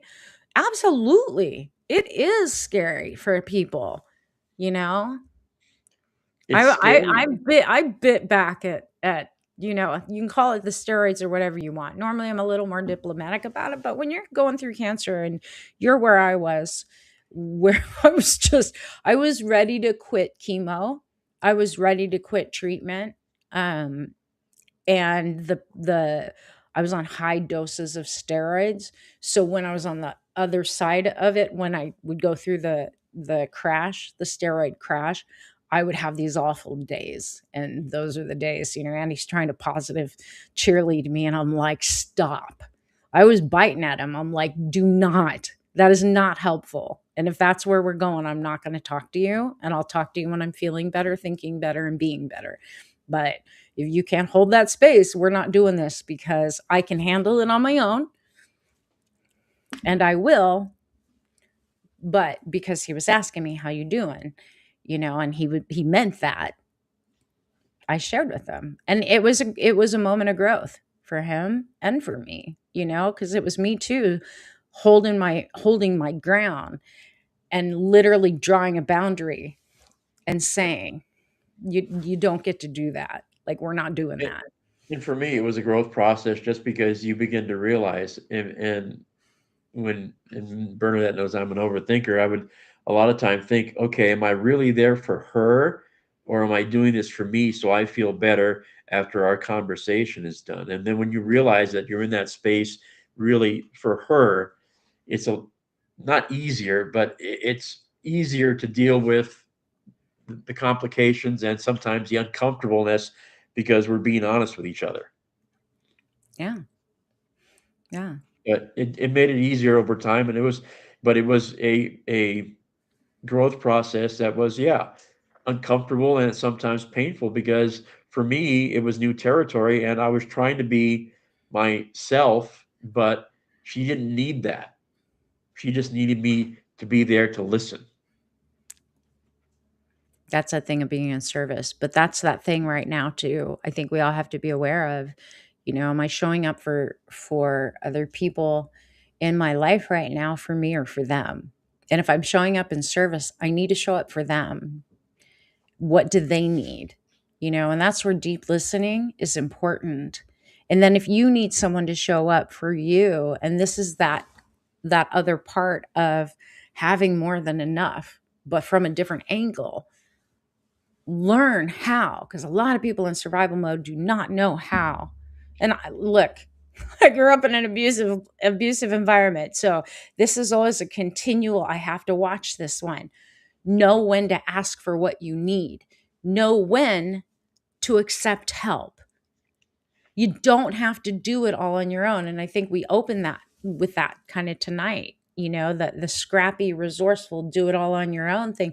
That too is a survival mode mechanism. Yeah, you gain some pride stripes and courage stripes, but you're not allowing other people in. And that becomes isolating. That becomes draining and exhausting. And in the time we're in, we're meant to connect. Blowing smoke never helps anybody. I love this. It's not what you say, it's the way you say it to someone. There's always a nicer way to tell someone what they don't want to hear. This is true. This is true. There's always, like, even when I'm working with people, I always find really clever ways to do what I call backdoor people. I've done it to Andy a number of times. I literally, where you can't come in the front door. People pay me to be honest with them and to help them, but I can sense when someone's resistance is there, or where I'm going to butt up against their ego or their programs or their belief systems. And I know I have to sneak it in through a back door. And yeah, there are ways to do it in a very nice way. And then they get it and they have the aha. You don't always have to come at people direct. I'm a very direct person, but there are times when I've got to get super clever about bringing something in a back door. How is it being on the receiving end like that though, when I've backdoored you? Well, me? Yes. I'm um, curious. See, I mean, you're so good at it, I don't pick it up that way. And what you allow me to do is get to that point where I discover it myself. And I know as a manager and also as a coach when it comes to talk radio that I cannot force people to do something they don't want to do. So if there's something I want them to do, I've got to get them to the point where they decide the idea that I want to implant is their idea. And you've got that skill where you very gently, I always tell you, thank you for nudging me. That's what you do to me. You get me to the point where you know where you want to take me, and and I know what I need to do, but you very gently nudge me and get me to the point where I acknowledge it, to where I know, okay, I Sometimes call it my it's moment of not clarity. always a gentle nudge. We joke Well, about that. no, Sometimes it's not a gentle nudge. Sometimes whether I come in the front door or I backdoor you, typically it's not a gentle nudge. It's a, hey, big flashing light over here. Now here's the invitation. You're going to go that way. Or you're going to stay right. stuck. And You some, know, well, and those were much more prevalent early on when we were going back and forth about, I'm not an influencer. I never have been one. I don't like that because I think influencers are negative people, or all the influence is bad stuff. And we had that clash going on. And eventually, I came to the conclusion, you're right, that I do. And I've got to accept it, embrace it, and figure out what I want to do with with it. intention. Yeah. Yeah. Yeah. So, but yeah, you're by and large a nudger, and you do it very gently and diplomatically and with love, which is the most important aspect of that. Because you're right, there are people out there that pride themselves on being, blunt, and I'm going to give you the truth, and it's like, I you know, usually ask when I have to do something like that direct. Don't I usually ask in coaching? yeah, I usually say, "Do you want the truth, or do you yeah, want to know what I see?" I right, usually will ask before I deliver it, and if someone says no, which very rarely will someone say no, um, they may not agree, and there are times when yeah, someone's begging for change, but everything I say they're button up against. There's a lot let's of, see, I don't want to say excuses. Literally, they fight for their limitations. right, People, and we do this, y'all. Tell me if you do this. You say you want to change something, and then you start to fight to keep things the same. It's happening in America right now. I'm watching it on every social media post that's talking about the things that are going on. We say we want things to be different and we want them to change, and yet we fight for our limitations. And it's like, do not fight for the limitations, allow them to be gone, and then we have to embrace the unknown, the uncertainty, and something new. And that's usually how I go about it, because I know it's the only way true change can happen. It's the only way that transformation can take but, hold. but once again, I will make the point that stylistically, you've got a style of being able to pull it out of people that I think in other hands, like, I'll use myself as an example, because what I normally tell people, you ask, well, do you want me to be honest with you? I always tell people, don't ask me questions you don't want to know the answer to. No, I'm more diplomatic about it. Exactly. You're much more diplomatic. My style is, don't ask me a question you don't want to know the answer to. Yeah. Lindsay's saying Whereas permission. because of your skill sets and your intuitive, talents and your psychic abilities, you know where I need to go, and you can help me get there. Whereas I don't possess those skills, so I work about it differently. It's experiential too. It's Yeah. just signaling. Lindy's saying, yes, permission and asking if the person wants to hear what you have to say is so important. I agree with that 100%. I believe you'll have more of an open communication with that person by asking first unsolicited feedback. It just doesn't work. Exactly. And Nikia is saying, agreed, fight with limitations. Yeah. No, I hear ya. I mean, this is the human journey. Yeah. It's fun. Someone in Charm Life asked the other day, and I thought this was such a great question. Um, because they experienced a loss without giving any more details than that, and I had recommended that she read The Afterlife of Billy Fingers. And so she's been reading it and she's like, I have a question though, because I've been wondering this. Like, why do we come to Earth then? Like, was it how did she phrase it? Because you were in that class. I'm trying to remember.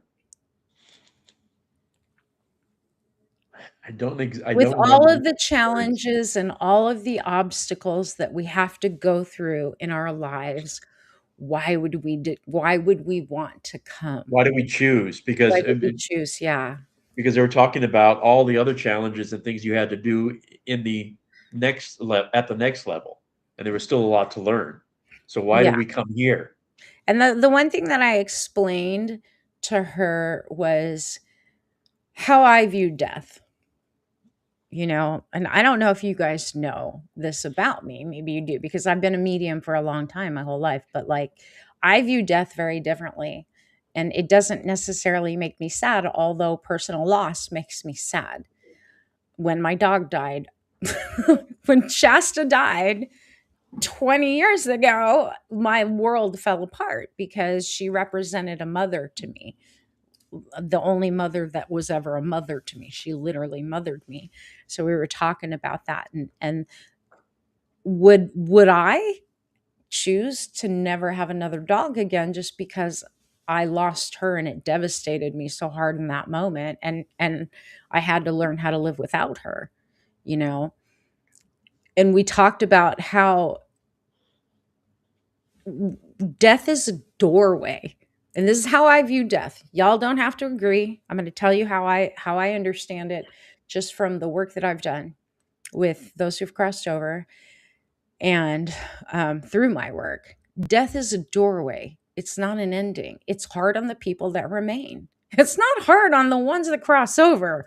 Like, they are free. That's what usually when someone crosses over, I am celebrating for them. Like, good on you. You get to go to paradise.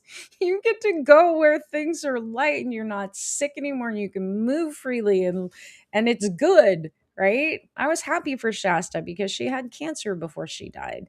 And it was hard watching her go through the decline. And with people too, I have a lot of people on the other side. And it's like, I'm so happy for you because there's a different level of understanding, a new level of understanding. They don't have the mask of the ego that creates blinders and separation that allows us to live on this planet. Like, that's the difference. That mask lifts when you go.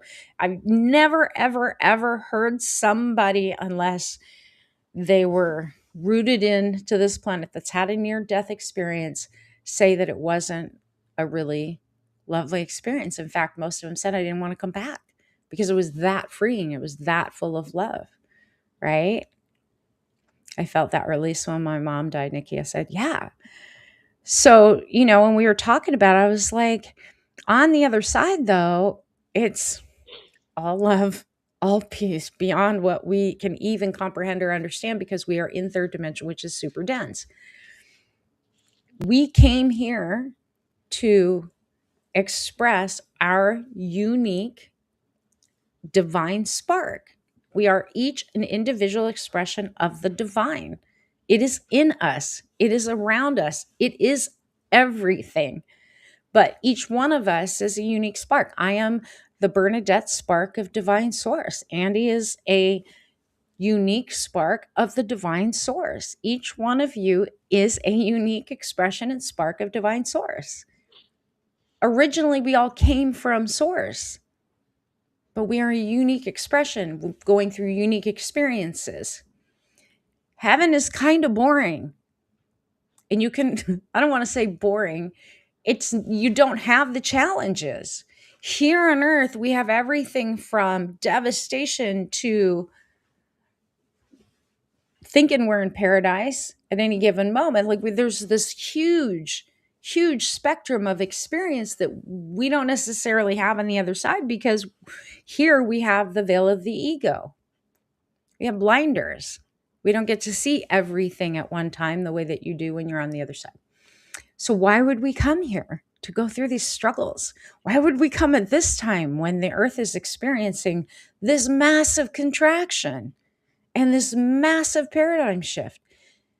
Because we have something to learn, we have something to give, we have something we want to express of the divine, and we have something we want to experience that we cannot do from the other side. You grow even more. And that's part of that's part of my growth process too, because as I listen to, and I think I'm in chapter 18 or whatever it is of Seth Speaks, the idea, I used to think that by some quirk of fate, I'm here at this time in this place. And what Seth reinforced, which is what you said before, we have chosen to be here at We did. this time in this place because we have something to learn in our journey. And when you look at it from that way, as opposed to some quirk of fate, I'm here at this time in this place, it changes your perspective and how you decide what to do. It I does. think so too. Ben saying, hearing this is such a relief. Now I know Moto Kitty is at peace. Moto Kitty's been at peace. You should never have worried about that.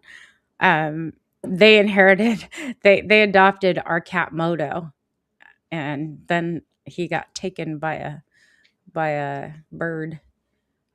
So Moto was always overweight. They put him on a diet, and then he got taken. He was a very unique cat.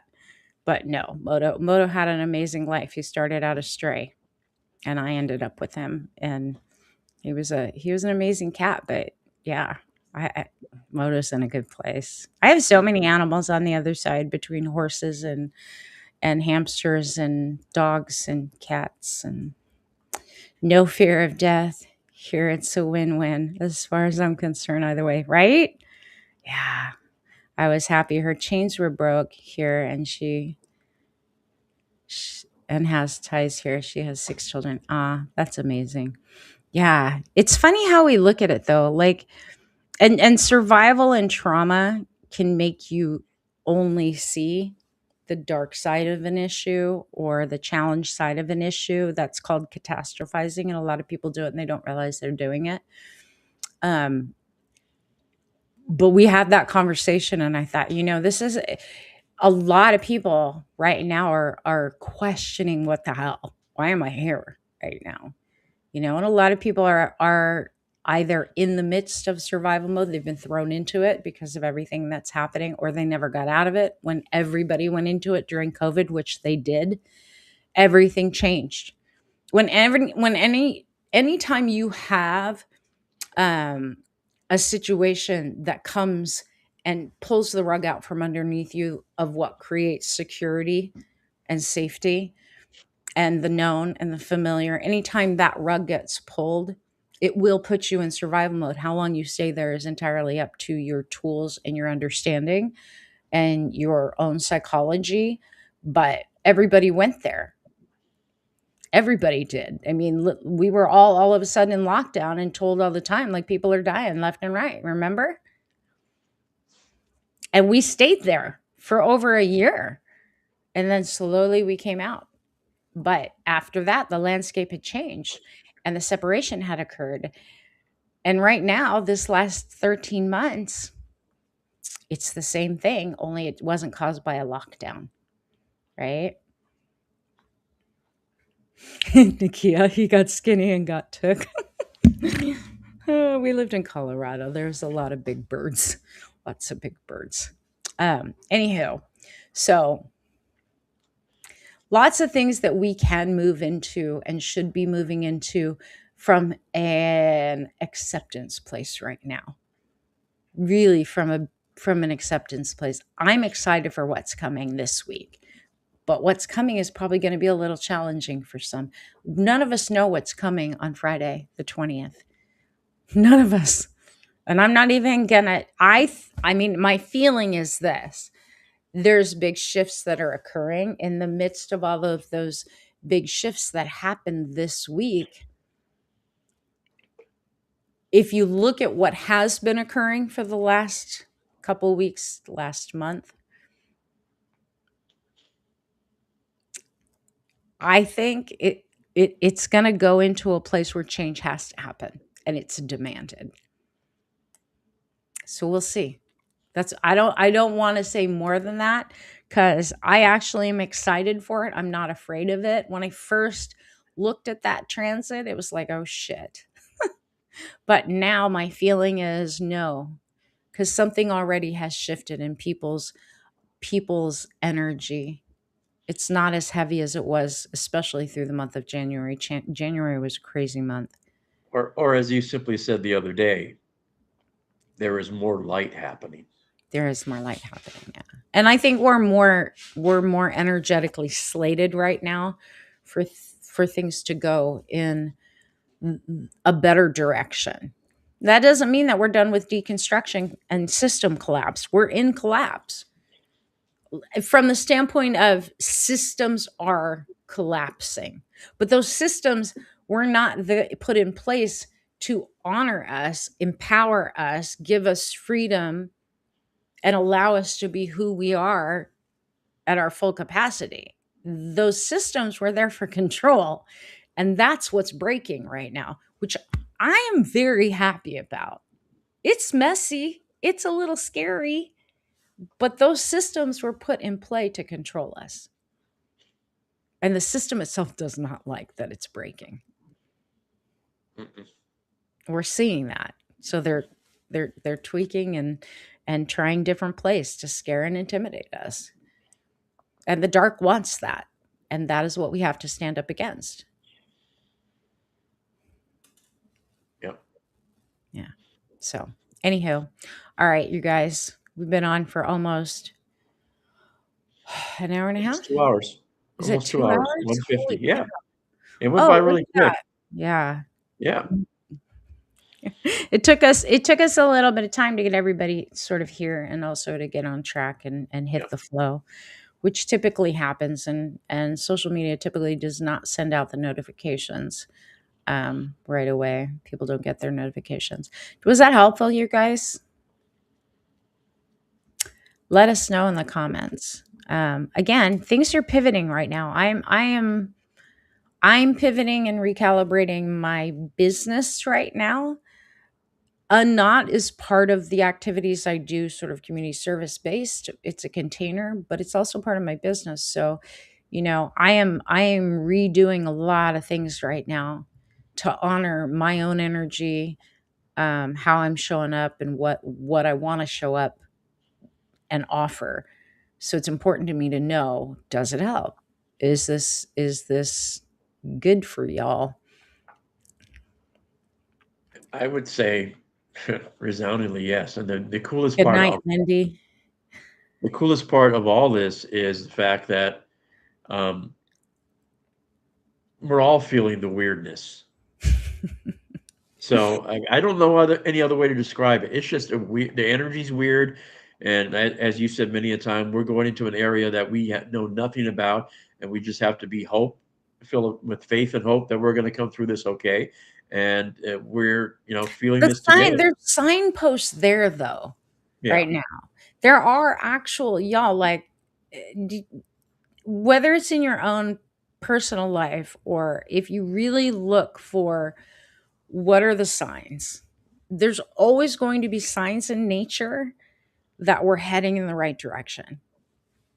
So look at this, just so I can kind of put it out there for y'all to understand why I say that. Um, think about January and even like the beginning, right at the beginning of this month. January, every single day, there was something new. It was exhausting. Like there was so much happening every single day. It was draining. It was exhausting. We couldn't think straight, right? We started the month into February, but at that time, what did we have from that January to February transition? We had Renee Good, we had Alex Petty. We had huge weather storms that blanketed from Texas to the East Coast, and then another storm behind that. In other parts of the world, there was massive flooding, there was earthquakes, there was a lot churning, right? Now, I'm not saying that everything has calmed down, but a lot has calmed down, right? I know for a fact that the weather is definitely a little more tame. For sure, there's things going on like with the release of the Epstein files, the things going on in Cuba, in Palestine, in all the other parts of the world, but it's calmer. So, that in and of itself is a sign that things are shifting. I totally agree. And the message that I think that we're all beginning to hear and we're all beginning to use and take to heart is the message that Bad Bunny had in his halftime show. The only thing larger and greater than hate is love. And I think we're all beginning to realize that the peaceful protests that have been happening across the country, the crowds that have all turned out peacefully together, the communities that have come together to show how they're connected now, that's all come from love. And I think we're all beginning to understand that that is what is going to get us through The this. Walk for Peace finished up too. Yes. They made it all the way to Washington, D.C. through all of the storms, through all of the cold, through one of the monks losing a leg and Aloka needing surgery, right? Like they completed the journey and are on their way home, or I think they got home today. Um, they And I completed it. I meant to mention this to you yesterday when you were talking about the coverage. And as much coverage as I saw, until you asked about what's always the first thing they say every single day that had gotten by me until you mentioned it yesterday. The fact that they always say, let today be my peaceful day. Yeah. That was the message they carried to everyone every time they spoke was, every morning write it down. And I shared it with Charm Life the other night. And I asked all of them, do you guys know what they say? Because what the head monk that always does the talking says, and he says, every morning write down, let today be my peaceful day. We have a similar practice in Charm Life. That's not the statement that we speak from, but I use that because some of you may or may not know ancient Buddhist psychology is far superior, and they knew thousands of years ago, before psychology was actually a thing, they knew what drove the unfocused mind, the anxious mind, and suffering. So the principles of Buddhist psychology, way back,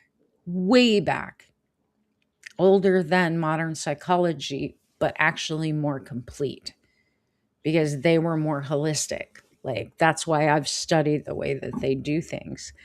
And what I was telling the Charm Life people is this is why I have you guys right, because he clearly said, like the head monk says, get a sheet of paper. There is something very powerful, and I teach this in Charm Life about writing it down and speaking it out, but doing so from an intentional place. You are doing a physical action, your mind is engaged, your body is engaged, you're making an intentional decision that this is what I want, and not typing it, actually writing it, which is also why I say, like, the schools don't give a rip whether the kids write. And I actually think they're stealing away their intentionality, their creativity, because writing is a whole other set of energies that actually can help us. And if we don't take the time to write, we're not as intentional. Journaling is super powerful too, but yeah. I've learned that through the last couple of years too. So yeah, I've come to it late, but it's very powerful and impactful. Yeah. I can always tell when someone does journal and when someone does not journal. And even in our class, I can tell when someone's been journaling and when they have not, when they've done the work and when they have not. It's always evident just first by looking at them and how their physiology is, because it shows up on your expressions. It shows up in your breathing. Like I can grab what's going on with someone super fast on all levels. And y'all have no idea how easy it is when you train yourself to recognize these things, and when you work with enough people like I do, that I know the difference. When I first meet someone, not some, I have to learn how are they in different situations. But it's funny because from a, I guess you could say, psychic standpoint, there's a certain energy that someone carries when they're calm, when they're centered, and when they're intentional. And there's another energy when they're not. But then there's the pace of breath, the shallowness or depth of it. There's the way that someone's eyes are focused or not, right? And then the choice of words. Like, what words do they use when they're asking a question or talking about a story or an event that happened? It's putting all those things together and understanding, where are they right now? And where do they say they want to go? And that takes like full presence to recognize it. But I'll tell you guys what, I would love to have someone like a clone of me to be able to do that with me, because I don't have anyone like that. And I've tried to find them. I've spent tens of thousands of dollars trying to find someone who can show up like that for me. Because that would be the shortcut. To me, that's like a huge benefit, to have someone that can cut through my own bullshit. I wish. Maybe I'm wrong, but I mean, I've spent tens of thousands of dollars trying to find someone who can do that. I Have think you you're found anyone else that's close? We've talked about that. You haven't either, right? who, me? Yeah. I bet you. Well, that's true. But before me, Before you, I was Mr. Magoo. We've that had that conversation. okay. You're right. You're right. I'm just curious. I'm Yeah. always curious. Like, No, no, yeah. I had business mentors, but no, not to this degree, and not to this depth, and not to this, you know, expansiveness that, and because you met me. Well, yeah, you're right. I was in grief, but you met me to start this process. And now, 3 years later, I think you can honestly say I'm not a totally different person, but I'm much different than I was 3 years ago when you first met me. I always say, like, part of the work I do with people removes the layers and the masks that keep them from being their most fully expressed, true version of Yeah. And, themselves and, at and high capacity. Like, and you and I have had this conversation. I've always told you, I always thought I was a pretty self aware person and pretty, you know, okay. But no, nowhere near. And as we peel the layers off, and as we continue to peel the layers off, it's an interesting journey of self-discovery, and I'm excited by it, as opposed to being, you know, leery. Michael So Keaton's movie Simplicity. What is Michael Keaton's movie Simplicity? I don't know if I've ever seen that movie. That's something, a comment Pat put in. I don't know what that movie is. is that the one where he's multiple personalities I with don't know. Andy McDowell? I think I saw it once years ago. I don't know. I don't Yeah, think I've ever I'd seen have that movie. I'd have to go to IMDb. Yeah, he clones himself 6 times. I can't remember the details of that movie, but yeah. I don't Um, want to clone myself. I don't. I don't. I have a tough enough time just dealing with one of me, so the idea of cloning myself is not something that I would I mean, I'm ever lucky I entertain. have spirit, right? But the thing is it's not as clear as having someone sit across from you. Spirit is able to get the message across to me, but it's not as easy as having someone sit across from you that's just like, hey, hey, A lot of times I'll say to them, like, I really just wish you would show up every morning before I wake up so that you just tell me what I need to know, you know, and then let me retain it enough that I can bring it into real life, and there, that's it. But But it's not that simple. I can yeah, get it that simple for other people, but never for myself. When it comes to me, I got to work hard at it. well, but see, the other part to that is on our side, we are in our humble lives working hard at it too.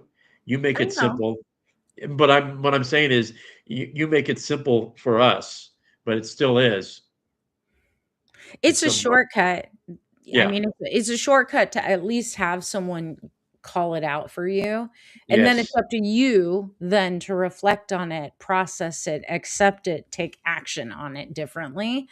That's not easy, but I know that. I would just like the shortcut that Yeah. is me, for me, the way that I show up for other people.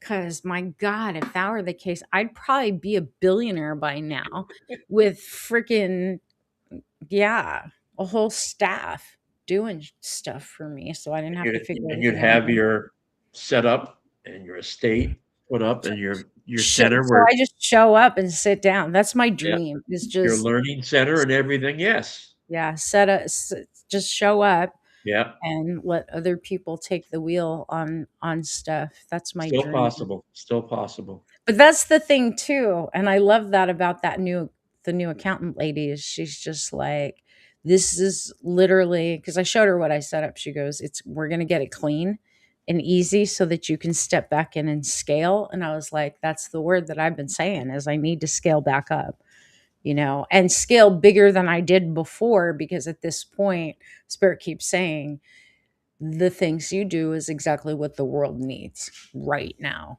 And, Yes, I would it, concur. so there's a part of me that's like, but you're 59, you just had cancer. Maybe you can just take another time out. But yeah, no. We need you. Sorry. I don't know if do you need me? I always question that. Do they need me? Yes, we do. That's the simple answer right there. No debate. Yes, I that's the guess. simple answer. Yes. Okay. All right. Well, here I am. So we'll Thank see. you. We'll see how things shake out. But before the 17th, I got work. Head down tomorrow. I almost forgot, you guys, that we had on Not Tonight. Literally, like an hour before 6 o'clock. I hadn't taken a shower, still in my sweats because I've been on my computer all day since yesterday. And yesterday, I put in 12 hours working on all of this pivot stuff. And then today, I literally again for another 8 hours. And then now here I am. I was like, oh shit, Andy, I just remembered we have unknown. I guess better get in the shower. And he's like, oh, yeah. So I almost missed tonight because my nutty professor or whatever was just head down getting Okay. it done. I think you did rather well. Thank you very much. With what? Oh, showing up. I at least did Yeah. not And forget.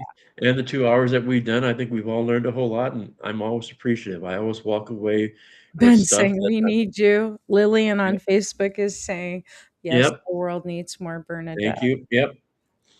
Yeah, I appreciate that. Um, and hopefully the container expands. I promise you though, you guys, like once I get all of this stuff and we get beyond this week and probably into next week's show, it's going to be a lot more structured, because that's actually what I'm setting up right now, is a Mhm. complete shift in structure, back to the way, not even back to the way I used to do it, just a lot more structured. I'm trying to really manage my time and my energy with how I'm showing up, what I'm doing. I'm moving kind of more away from the truth teller stuff with the news, because as you guys have noticed, I've gotten real quiet about things that have gotten noisy, like the Mhm. Epstein files and the constant updates about what else is going. Like, I really don't want to be part of that noise at all. I don't want to add to that noise. I actually want to be a different kind of light. Um, Not saying that there aren't going to be times when there's patterns that I recognize. I will share those if you're in my community. But from a standpoint of like the main content that I make, I'm going back to having more structure so that um it's not so erratic, because I'm actually opening my schedule in the next week to start taking on new clients again. So yeah, pivot time as we step into the Chinese New Year. So I hope you guys are okay with all of that. It's going to be a little bit of a shift for me, because for the last, well, since I got cancer, I've just been showing up at the capacity that I can, and really just with live streams and stuff. Until and not, we really have I haven't really been all that structured, trying to be more conscious of how I'm showing up. But you're going to see some pivots and some changes, and I'm going to take on more structured sort of topics and things that I'm being directed to speak to and speak from. Of course, when things unravel in the world, I will speak to it from where I can speak to it, but I'm definitely not going to play in the noise. That's why I've been quiet on social media. It is way too nosy. Noisy and nosy. Nosy is one of the things too. I was telling Handy, like, sometimes I think social media is just one gossip town is what it feels like, Can be, yeah. you know? So, and I've enjoyed my time this week using it sparingly. You're not missing anything, I'll tell you that It much. frees up a lot of capacity to think and feel. It really does. Hint, hint, y'all. Like stepping away and not letting it, not letting myself stay connected that Yeah. much to it. It really does allow for more capacity. And the word which you use a lot, which I think is perfect when it comes to deciding how much time and where you want to spend it, is discernment. Because, and I always use this example when we talk about Instagram. Um, when I worked at another radio station, I was required to be on Instagram because I had to post stuff daily on behalf of the company I worked for. As soon as I left that employ, which was 5 years ago, I never went back to my account. Have never used it. I don't even know the password anymore.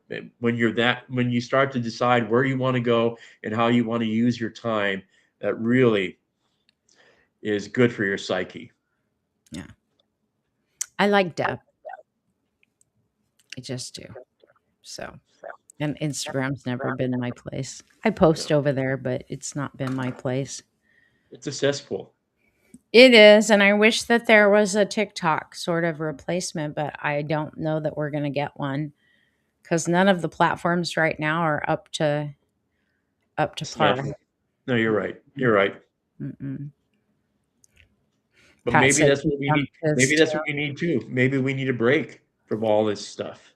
It's funny because my dad asked me today. He said, "What do we do if the internet goes down and cell phones go down?"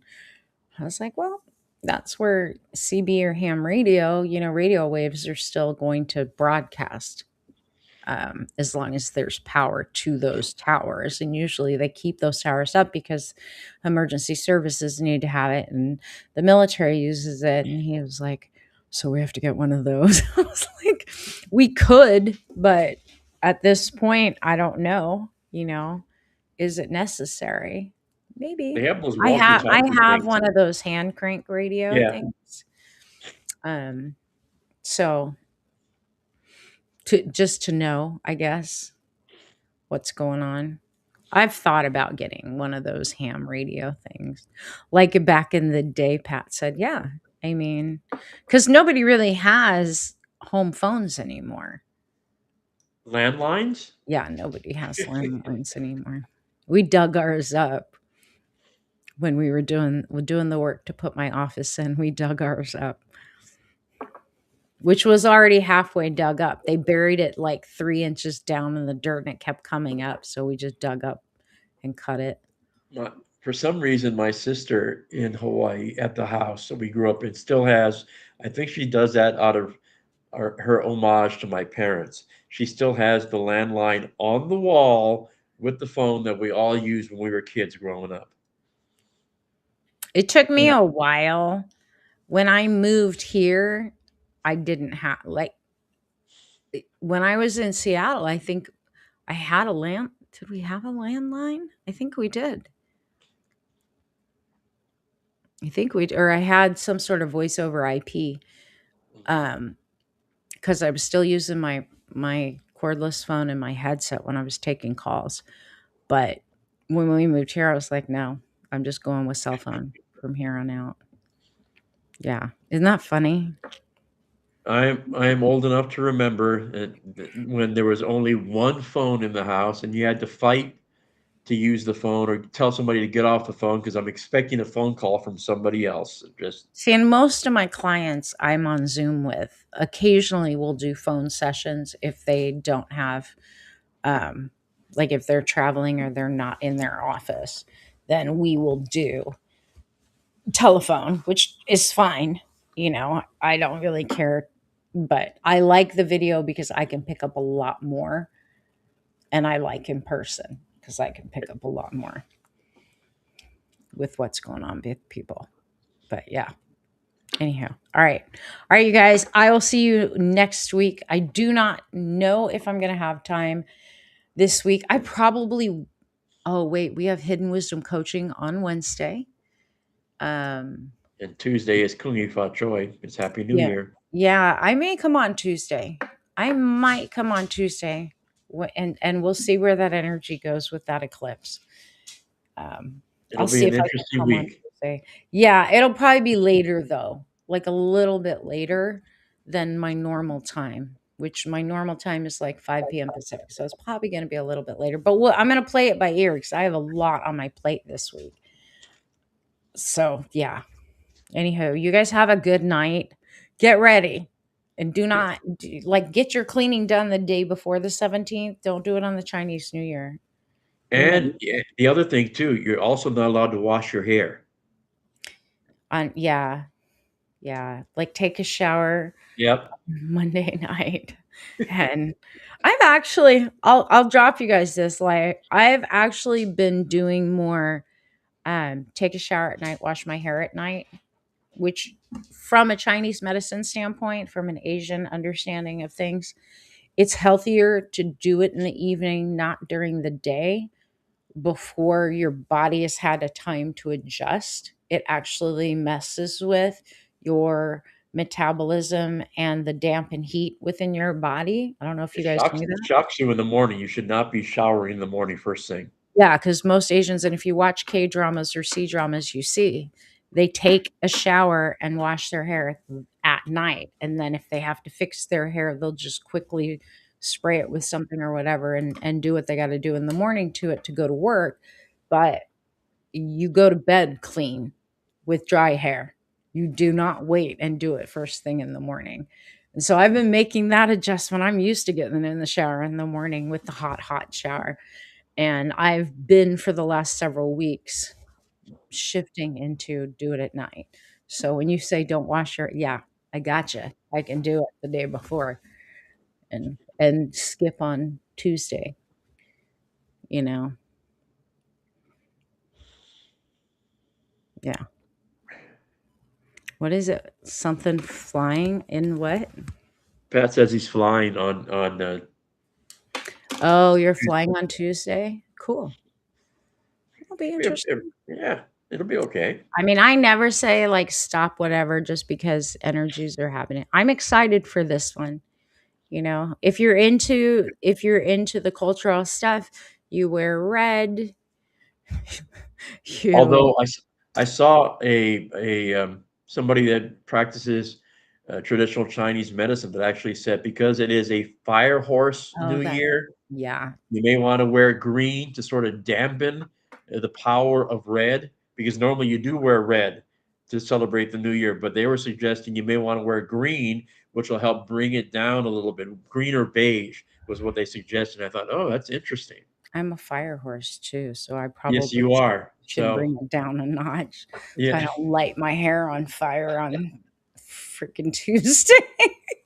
it's gonna be fun. Yeah, there's a lot of things to it. It's actually kind of cool, but Yeah. yeah. All right, you guys have a good night. We will talk to you.